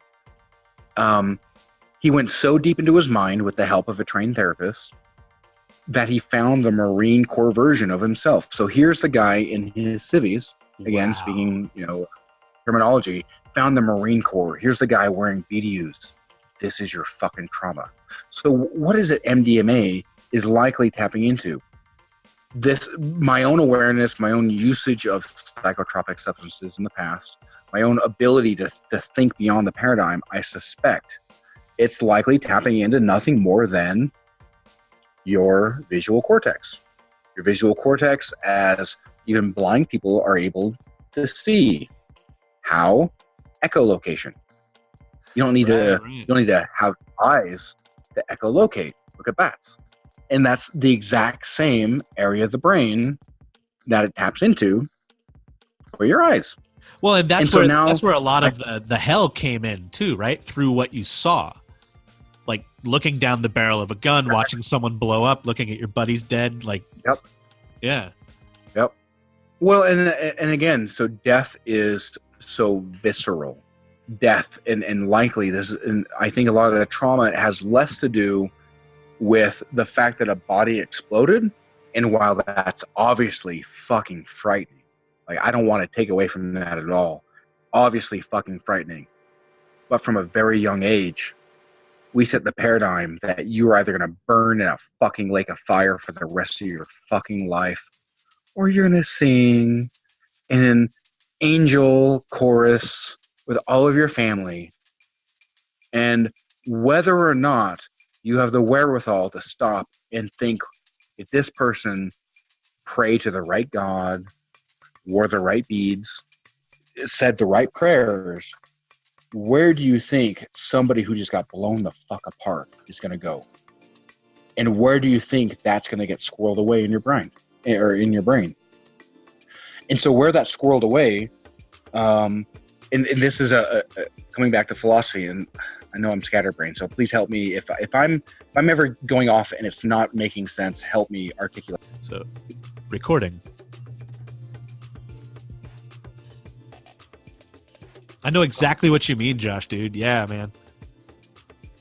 Well, and me being the sane, rational, never traumatized in that such a way, I can only imagine what that's like. And I like to take an out of the box approach to basically everything I do, and to have these decisive bans on, even just research of substances, it's like we're denying the potential good that can come out of, medicating our, PTSD-stricken soldiers or whatever it may be in such a way.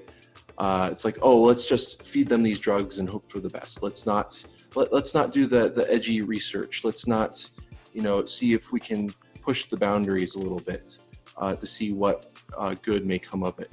And I guess that's a philosophical difference of its in and of itself. Of should we, back to the Jurassic Park reference, we can and should we? But I think our government in particular has been far too conservative in allowing science to explore those kinds of areas, because they seem to want to fund the war but not fund the fallout from the vets that come home. And that's the true tragedy right there, is let's send our brothers and sisters to war and then leave them in the gutter when they come back. And that's really what pisses me off the most about it. George Carlin really tapped into that, in that if you find a way for a politician to steal a few $1 million to solve homelessness, well, homelessness will be solved overnight. And in the same way, if there's money to be made off of taking care of fallout, that shit will be taken care of overnight. And that's one of the magical principles of the capitalist system, is that if there's money to be made, that shit will figure it out. Yeah, and the problem is that shit can be parasitic, which is they say greed is good. Well, there are plenty of ways, obviously, where greed is not good, where you need the opposite of greed, because humanity is worth more than money. And if you operate on the worth of money, then you are going to be the very opposite of humanitarian. And the third way Democrats, the setup that was created by Bill Clinton and his cronies, they really pushed for what we're calling neoliberal economics, which employs capitalism in a way to make an economic incentive to do good in the world. That was the general idea that we were sold, right? But what I think is that as long as you have an economic incentive to do good, then there's an economic incentive possibility to do bad, and you can't really control how that pendulum swings back and forth. So really, to do good, you'd have to flip the system entirely and stop it with trying to make an economic incentive to do the right thing and just do the right thing. But how do we get there? Well, the right thing is also his perspective. So good point. Yeah. Yes. Corey with the zinger that, again, this is the same reference. Like, I don't want to, I don't want to tell you what to think. I want to tell you how to think. Go ahead. Yeah, well, and it reminds me of early in my young adulthood, back when I still sort of believed in God. I made the asinine comment, and of course I'm in my early 20s at this point, so I'm allowed an asinine comment, right? Where I said, well, we should just nuke them and let God sort it out. And I was met with the reply of, well, what if you're wrong about God? Ooh. Ben there said really the same bullshit. I played Duke Nukem when I was a kid.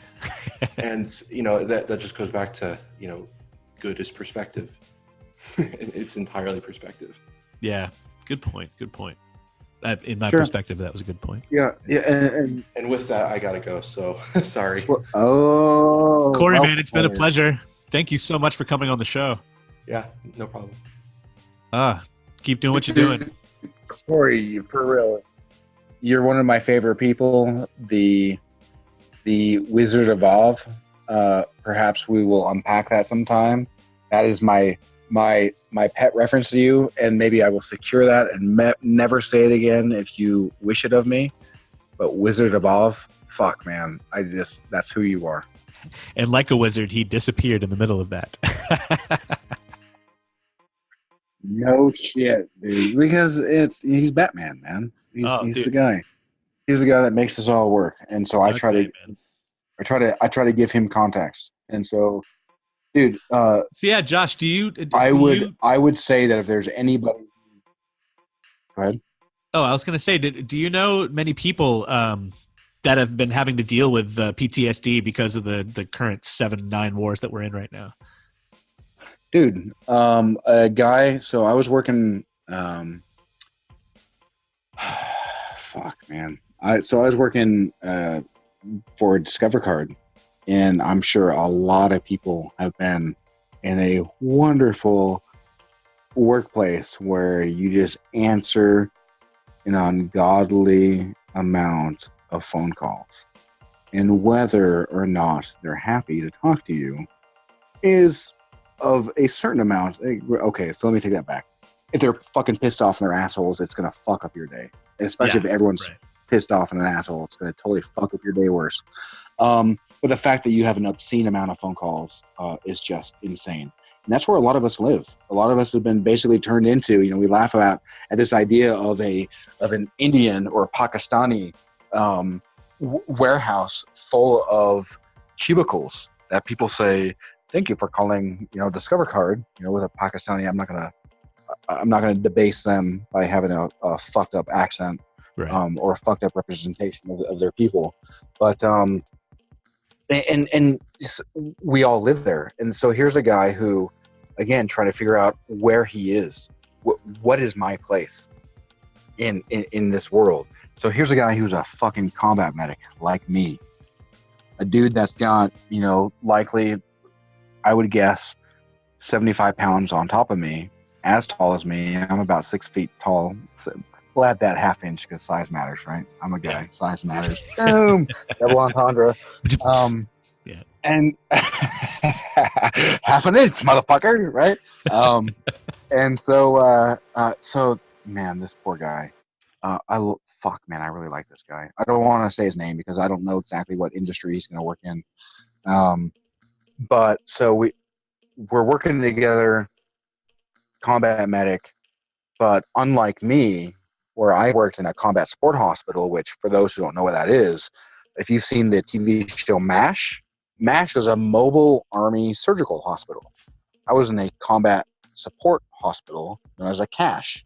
A CASH replaced a MASH. This guy, where I'm waiting for people to come to me, is literally on the front lines with infantry. Oh, wow. So he's working on people as they get hit. Dude, this is this guy. Seeing people blow up into particulate matter. Exactly. What is my place? At one point in time, I'm in Iraq. There's a guy blowing up into particulate matter. In another place in time, another point in time, I'm now answering phone calls for a Discover Card. Did anyone help me with my PTSD? No. Why do you think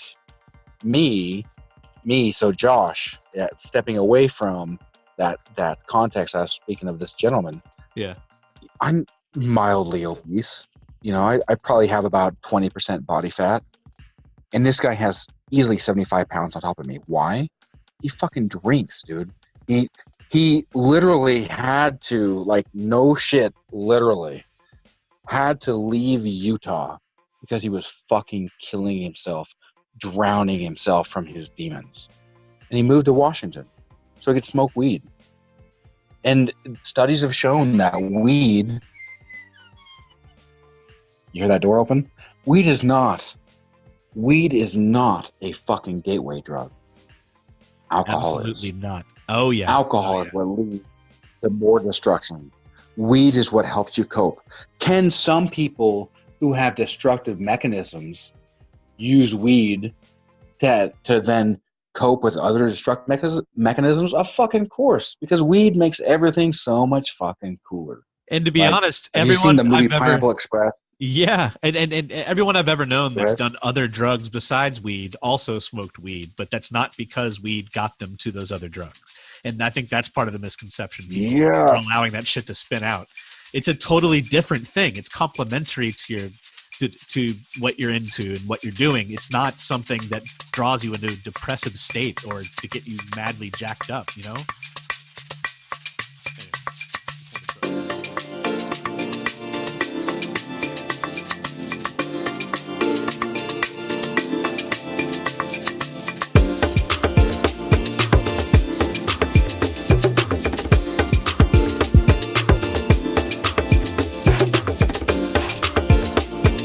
need to be aware of that I dick too much, and that you have a lot to give. I'm curious. That's so sweet of you. Well, the fact that I get to edit anything at any time, it makes me feel like I'm like the guy behind the curtain in The Wizard of Oz. So I don't mind letting you be a dick. Right. But it's okay. And I can, like I said, I'll be editing this shit out too. But but back to I would actually hope that you leave some of the magic in there so we can hear it, and you do that with the outtakes and stuff. I will. I put the. And so while I'm dicking, and you maybe specifically mark these for the outtakes. And again, coming back to so many different ways to step outside of binary thinking. While I'm dicking, you're editing. Like, I'd like to hear your thoughts about, whether it's kind of annoying for you, and I probably won't stop doing it. So feel free to be, feel free to be brutally honest. When I write up an article and send it to you and just say, all right, dude, you edit it. So I'm dicking. You're the guy who gives me antibiotics. I'm dicking. You're the one who puts the rubber on me. I'm dicking. You're the one who keeps me safe. The one who gives me context. So I'm curious where it is for somebody who believes what I believe to a certain degree. We're not the same person. You're not my doppelganger. No. But I'm curious how much I annoy the shit out of you to a certain degree. 1 out of 100 if you need to. 1 out of 10 would be, I think, a little bit better to fully comprehend and much simpler. And can you use that annoyance as a catalyst to do something productive and do something good? So just because annoyance is annoying, it can prod you to doing something. Anyway, I'm going to shut up for a minute and listen to you. Okay, well, if anyone wants to check the timestamp of me saying "well" and then his rambling on there, that would be the dickish move. So to be honest, yeah, thank you. To be honest, it doesn't actually bother me. I like to look at things that, let's say it wasn't a previous life, but maybe a decade ago would have been something that sets me off, that I find incredibly annoying and I can't deal with it and I got to walk away and I get fighty or flighty in the moment, I kind of look at it more now as a learning moment. I like to practice something that maybe I coined this phrase, maybe some psychoanalyst out there can tell me that I'm full of shit here, but I call it self-deprivation, not deprecation, but deprivation. I like to, and maybe that's not even a word, I like to deprive myself of things on purpose so that I can become stronger in knowing that I don't actually need them. And I've done this throughout my life with nearly everything, that as soon as I start to witness myself caring more about an object or even a human being than I do my own well-being, right? I mean, you can love someone unconditionally and take a bullet for them, but you still have to care about your own well-being. Otherwise, there's something wrong going on. So whenever I'm encountered, actually, I was telling Corey this before we started recording today, because he was talking about being an introvert. And I was saying that my palms still sweat when I take a stage. However, I was able to get over that, and I can now speak at a lectern properly, and I don't vary too much in being able to keep my thoughts going forward. But I digress. We both, sir. Yeah, right. It's hard to overcome that shit, by the way, folks out there. What I've learned to do is to adapt to the situation. So I told him it seems to be that whenever I'm in a room full of people who are very loud and boisterous, I tend to be the quiet one, and I become more introverted and just kind of observe rather than joining in. And whenever I'm in a room full of people who are dead silent, say a church service or you're at work and everyone's just working, I kind of start making noises and I get loud and boisterous and try to pick up the pace. And because he and I both played Dungeons and Dragons in our past, we decided that I'm called a true neutral. Yes. So I am a true neutral in that I recognize what might be missing from the mix, and I like to keep things rather balanced. So if Josh is talking a lot, I'm the kind of guy who just wants to listen. And also what makes it easier to do that is because I do hold the control of edit, which, by the way, the only editing I do out there, podcast listeners, is I shorten up the space between words. And sometimes somebody says something 3 times in a row, I cut out 2 of them and leave the one. I'm not changing what Josh is going to say. Everything you hear is exactly what his thoughts were. And I hope, Josh, if I ever do that, you would let me know, and I'll pull that motherfucker as fast as you can say do it. I will definitely let you know if you do on my stuff. Oh, is you there? No. So so you're right. So I'm dicking stuff. I'm dicking pussies. I'm dicking assholes.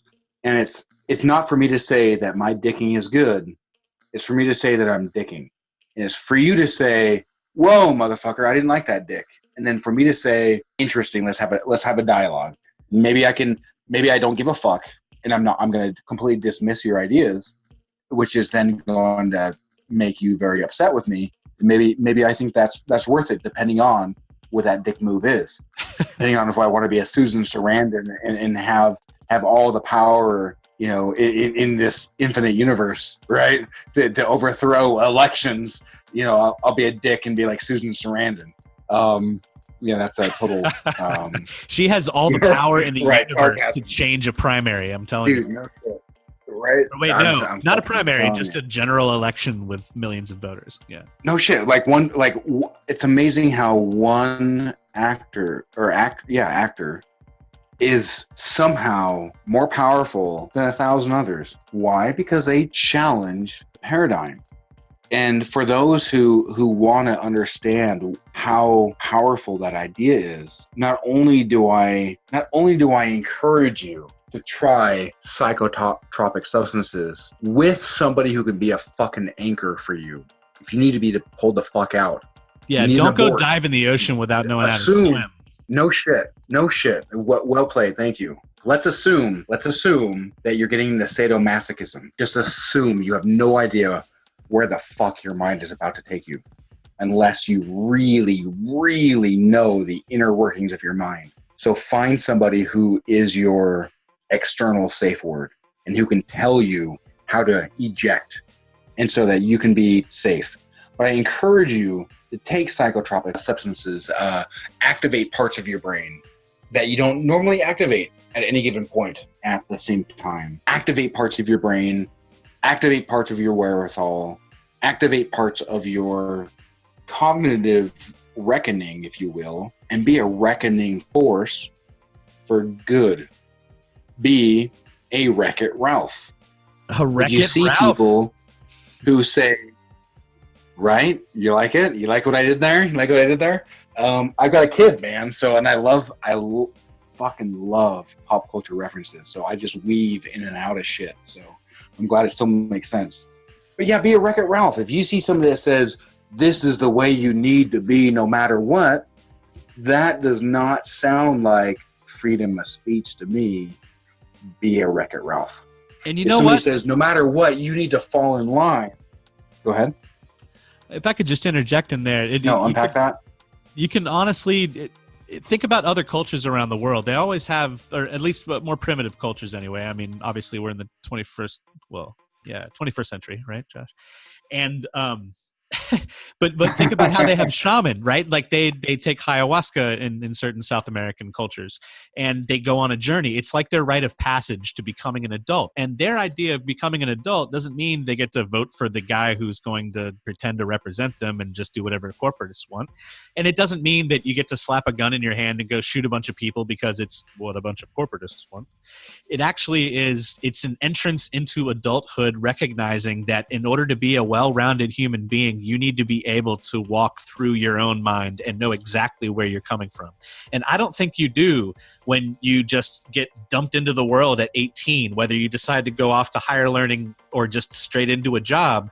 You're fucking clueless. Our education system does nothing to work with the way you're on how to operate ourselves. It's just how to do certain things in order to keep everyone else in society from getting pissed off at you. But that has nothing to do with knowing who Chris is, right? Only Chris can explore who Chris is, and hopefully with some kind of guidance. But that's not provided in our whole growing up into adulthood thing. You have to go pay for that shit. And so anyway, as Josh is suggesting that people out there take psychotropics and hopefully with the guidance of people who know what they're doing, that is exactly what pops in my head. Is that's the upper edge that these other cultures have over our own, is that they're not just maggots. They're not just out there crawling around consuming shit until they die. You know, their life has more meaning to it. And I think that has a big part in playing in it. Or that plays a big part in it. Yeah. Fuck, man. Such a great point. Such a great point. And so let's say, taking on what I've said, but you've now reiterated a couple of times, saying take psychotropic substances with those who know better. But Josh, again, Socratic inquiry. I'm totally open to it. I fucking love Socrates. But Josh, You didn't fucking do it with somebody who knew what the fuck you were doing. And so you're right, which is why I encourage you to do it with somebody who does. But if you don't, again, find your anchor. Find your anchor to reality. Whatever it is. I talked to a gentleman who grew up in the same paradigm here in Utah. Much fuck, man. He swallowed. He been guzzling from the teat, from the Mormonism teat for a long time. I was never raised Mormonism. This is a guy who's very open-minded to a degree, who likely still wears his magical underwear. And it's too bad that Jesse's not here to laugh with me about that. And right, and yet he thinks that he's very open, and he thinks he's very enlightened. He's totally willing to laugh at the fact that I will kind of poke fun at my wife's grandma, who wears red underwear on a full moon because it's just what you do. Oh, fucking Catholics have stupid fucking. Wow. Yeah, have stupid fucking. Right? Is that, fucking did she Catholics, drink a Bloody Mary fucking, on that night too? Right, for real. Boom. And so, but it's amazing how it's so funny for him to lampoon Catholics, while at the same time, this motherfucker is wearing magical goddamn underwear. She just said wear red underwear. That's it. Wear red underwear on one event. Typically that happens once a month, sometimes twice a month, so rarely that we call it a blue fucking moon. We have a completely different name for it. Yeah, here's a guy who wears something on a daily, making fun of her, who she interjects her ideas, interjects within her daily routine, once every 28 days, give or take. And here's a guy who does it on the daily, laughing at her of how obscene and stupid she is while he's drinking from the fucking tit. Anyway, I it's totally went off on a tangent. Yeah. And so this guy, I talked to him about mushrooms. Yeah, right. Dude, he totally did mushrooms. And he told me that he went so deep within his mind that he traveled through a maze. He just kept going through a maze, this endless maze. It kept going and kept going and kept going. He was traveling and traveling. He had this. He just kept going with it. He was following it. Not necessarily a need, but it's what happened. The body said, "This is where we're going," and he said, "We're going," and he stopped at an endless void. So think the movie 300. Uh-huh. So think that you've now got the emissaries of the, what you call it, the emperor, saying you're going to bow before me. And you remember the dude that he kicked them, King, what's his name? Anyway, that's totally inconsequential. So he kicks these motherfuckers down the well. You know what I'm getting at, right? Have you seen that movie? Yeah. So this well that nobody knows how deep it is. It could go down to the Earth's core as far as we know. So he goes to this deep fucking well, so black, as he tells me, like it's just effectively a black hole. Like it sucks in all light. And he decides on a whim, still riding the same energy, this is what the body's will is. I'm going to follow the body's will. The body's will goes to this black core, and it doesn't know what to do, but it knows it needs to disrupt it. What his idea is to get an atom bomb. He manufactures an atom bomb in his trip and fucking throws it into this black emptiness to disrupt it. It doesn't matter what this black emptiness is. It's so fucking corrosive. It is the nothingness from the never-ending story coming to swallow every fucking thing that you are, and you need to disrupt it and figure the fuck out from there. You cannot fucking let it swallow you. And so he threw this atom bomb in there. It goes off, and he said his whole fucking body shuddered. And I don't know if he told me how long it went on. I want to say he said at least minutes, but I'm not sure if he said specifically how long. Yeah. But his whole fucking body shuddered. And this comes back to before our second hour. Jesus, I fucking ramble. Before our second hour ended and Zoom cut me off, I was going off on a diatribe, and there's a philosopher I fucking love by the name of Ken Wilber. We got turned on to him by the commentary with The Matrix, which I fucking love. And he talked about the centaur awareness. What is a centaur? Chris, do you know what a centaur is? Give me a second. It is the body of, or no, it's the head of a man and the body of a bull? No. Or it's the body of a man and the head of a bull? Damn, yes. Fuck, Okay. I love you, man. You're the first person who's never known what a centaur is. So it's neither. It's fucking neither. Shit. So a What the hell centaur, is it? yeah, a centaur is a trunk of a man with arms of a man on the body of a horse. So Of think, a horse, that's right. What the hell was I thinking yes. of? Oh, You're thinking of a minotaur. Yeah, never mind. Minotaur. Yeah. So you're thinking of you had a flip paradigm of a minotaur, which has the body of a man and a bull, a demon bull trunk. That's what. And so a centaur. So now that you know what a centaur is, so I've just told you what a centaur is a trunk of a man with arms. And so picture yourself as this being, this mystical being. You've got from your waist up, not even your dick, from your waist up, from your belly button, your navel up, is a man. You've got man arms. You have no legs. You've got 4 legs.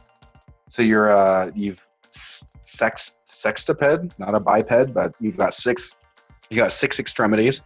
4 legs are legs of a horse. You got the body of a horse. You're a fucking majestic being. You can wield a sword. You can wield a bow.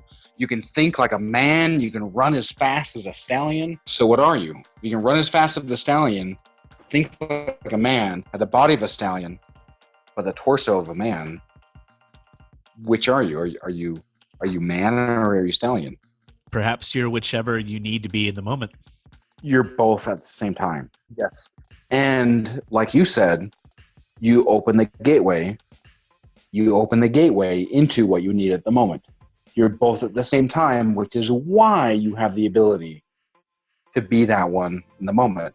So again, the centaur awareness. So this guy is shuddering, which this could be my projections and reinforcing my projections. So his body is shuddering. What is centaur awareness? You're not a brain with a body, Chris. You aren't your headspace with a fucking meat suit. You're both. What happens when you see a fucking horror movie? Does your brain just go, and your body does nothing and it's a limp fish? Not at all. It all reacts. And so what's the last horror movie that you saw? Oh geez. Or Get Out. Or fuck, not even a horror movie. Okay, Get Out. So what happened in Get Out that really viscerally struck you?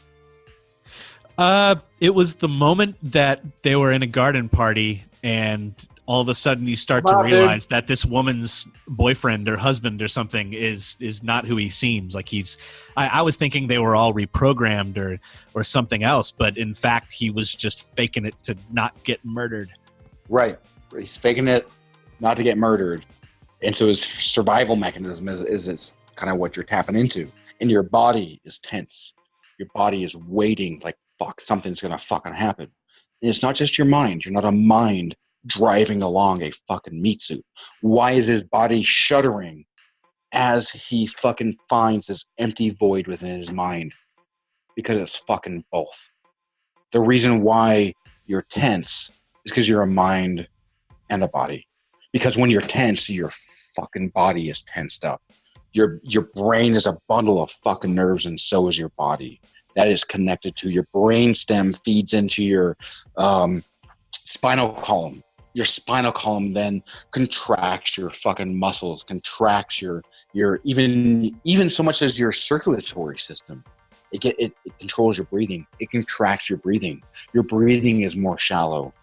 Everything going on in your brain is going on in your body. So why is his body shuddering when his brain is going off? Because we're both at the same time. So he found this black void. I didn't ask him, nor did he divulge exactly what this black void meant to him, but it was a trauma. What I asked of him with my awareness of Ken Wilber was, and the centaur mind, I explained to him what a centaur mind was. Centaur awareness. So this kid's shuddering. Yeah. And why? Because as this black void is swallowing him, this never-ending story, nothingness is swallowing his life. This trauma is swallowing his life. It's not good or bad in the sense of right and wrong. It's bad in the sense that it's going to make you completely destructive. It's going to wipe away any existence of who you are now. You're effectively going to be a zombie driven by trauma. And is this what you want to be? Is this who you want to be? And he didn't have this awareness until he tapped into kind of a centaur awareness, which I think that I was able to tap into, one, by reading Ken Wilber, two, by having experience in psychotropic substances that allows me to tap into things that I don't normally tap into at once. And then he is now there without realizing it, throws a bomb in this well of despair and shudders. So I ask him again, do you think that this was your mind using your visual cortex, mapping itself through your brain, through your body? As you're tensed, your muscles are tensed. As your brain has this pit of despair, it also secures away a pit of despair in your body, a knot in your shoulders that never goes away. Why do I have this pain in my hip? Why do I have this pain in my arm? Why do I have this pain in my shoulder that never goes away? As your brain is nagging you to deal with something that you put off and use escapism to get away from. And so rather than escape, even though what's ironic about it is he took mushrooms to escape, and yet his brain, through escapism, found a way, because life finds a way. Just like Life Jeff will find Goldblum a way. said. Just like Jeff Goldblum says, life will find a way to take you where it needs to go to grow. Are you willing to listen? He threw an atom bomb in and did. Coming back to my diatribe as a Joker, I'm chaos. To some degree, I'm chaos, and I do. And that's what he did, and he reacted, and he was willing to deal with the consequences and deal with the fallout, and he said to this day, he is a better person because of it. For whatever that's worth. Anecdotal, but fuck, man, isn't that a great story? That is a fantastic story, Josh. Oh my God, I'm glad he made it through to the other side. No shit, dude, right? And so this entire time, again, so my love of the Matrix, so throws this atom bomb in, and I asked him, is this like Matrix 2? The architect is blowing up, his room is blowing up, and Neo is flying through the building, flying through the construct that's been built for you. And you're emerging through the other side to decide what the fuck you're going to do. You're not going to let somebody tell you. You're not going to let your trauma tell you who you are, define who you are. A foreign idea define who you are, right or wrong. You're going to decide. Sometimes shit blows up. Sometimes you cause wars. Neo saved the fucking world because of it. Are you willing to deal with the consequences? Again, it's not right or wrong. Are you willing to deal with the fallout? And it's for you to decide. And with that, we're going to have to go ahead and take a close on the show for this evening. Josh, it has been such a pleasure to have you in the studio. Oh my God, Thanks, we have to do this more often. And big ups to Jesse. Which is, I think, why I feel for both. Yes. He'll be back next time. All right. Well, hey, thanks for everything, man. Like I appreciate your thoughts. I appreciate you helping me to keep my thoughts tuned. Everything you do, I send you articles, you edit them. I rely so heavily on you. I'm the extrovert. You're the wizard behind the curtain in the same way that Corey is to all of us. And, you know, I I can't do it without you. In the same way that I'm sure many of you are out there who have a spouse who you're antagonistic towards, and she makes me a better person. We fight, we snarl. My kid, I fight, I snarl. We make each other better in this weird, awkward fucking place where we fucking live together.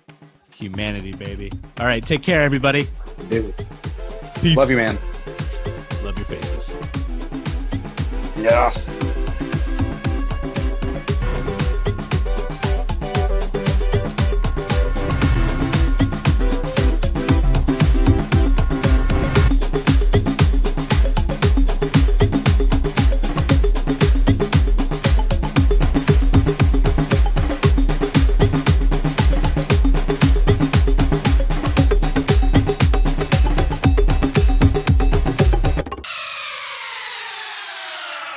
Uh-oh. Hey, so I'm going to literally listen to you guys for like 10 minutes and not say a thing. And I'm going to itch. I'm going to pick at my skin for those 10 minutes. But I really need to give you guys a chance to speak. And okay. Yeah. No and problem. then, like, if you need me to speak, then just ask for me by name. And I'm still here. I'm still here. I haven't, like, left my phone. I just want, like, I'm InfoWars short. InfoWars. Fuck, man, my fucking speech. Okay, here's one I just popped up in my head. Where's the button? Sorry, my son's asking me. What are you looking for, bud? I see a cookie for you, if that's what you're asking for. And then you can have a half a cookie. How about you have a T-Rex head, and then you can get dressed and go to the park in a bit. Does that sound okay? I don't want to. You want a T-Rex butt? Are you gonna have about a half a circle? A half a circle, okay? A half a normal cookie. Just a half. I'm totally feeding the beast for you, so I can feed the beast my mouth, man. You get the. And my mouth is my vocal cords, because fuck, I love my diaphragm, my vocal cords, my lungs. And your mouth has 5.5 minutes left.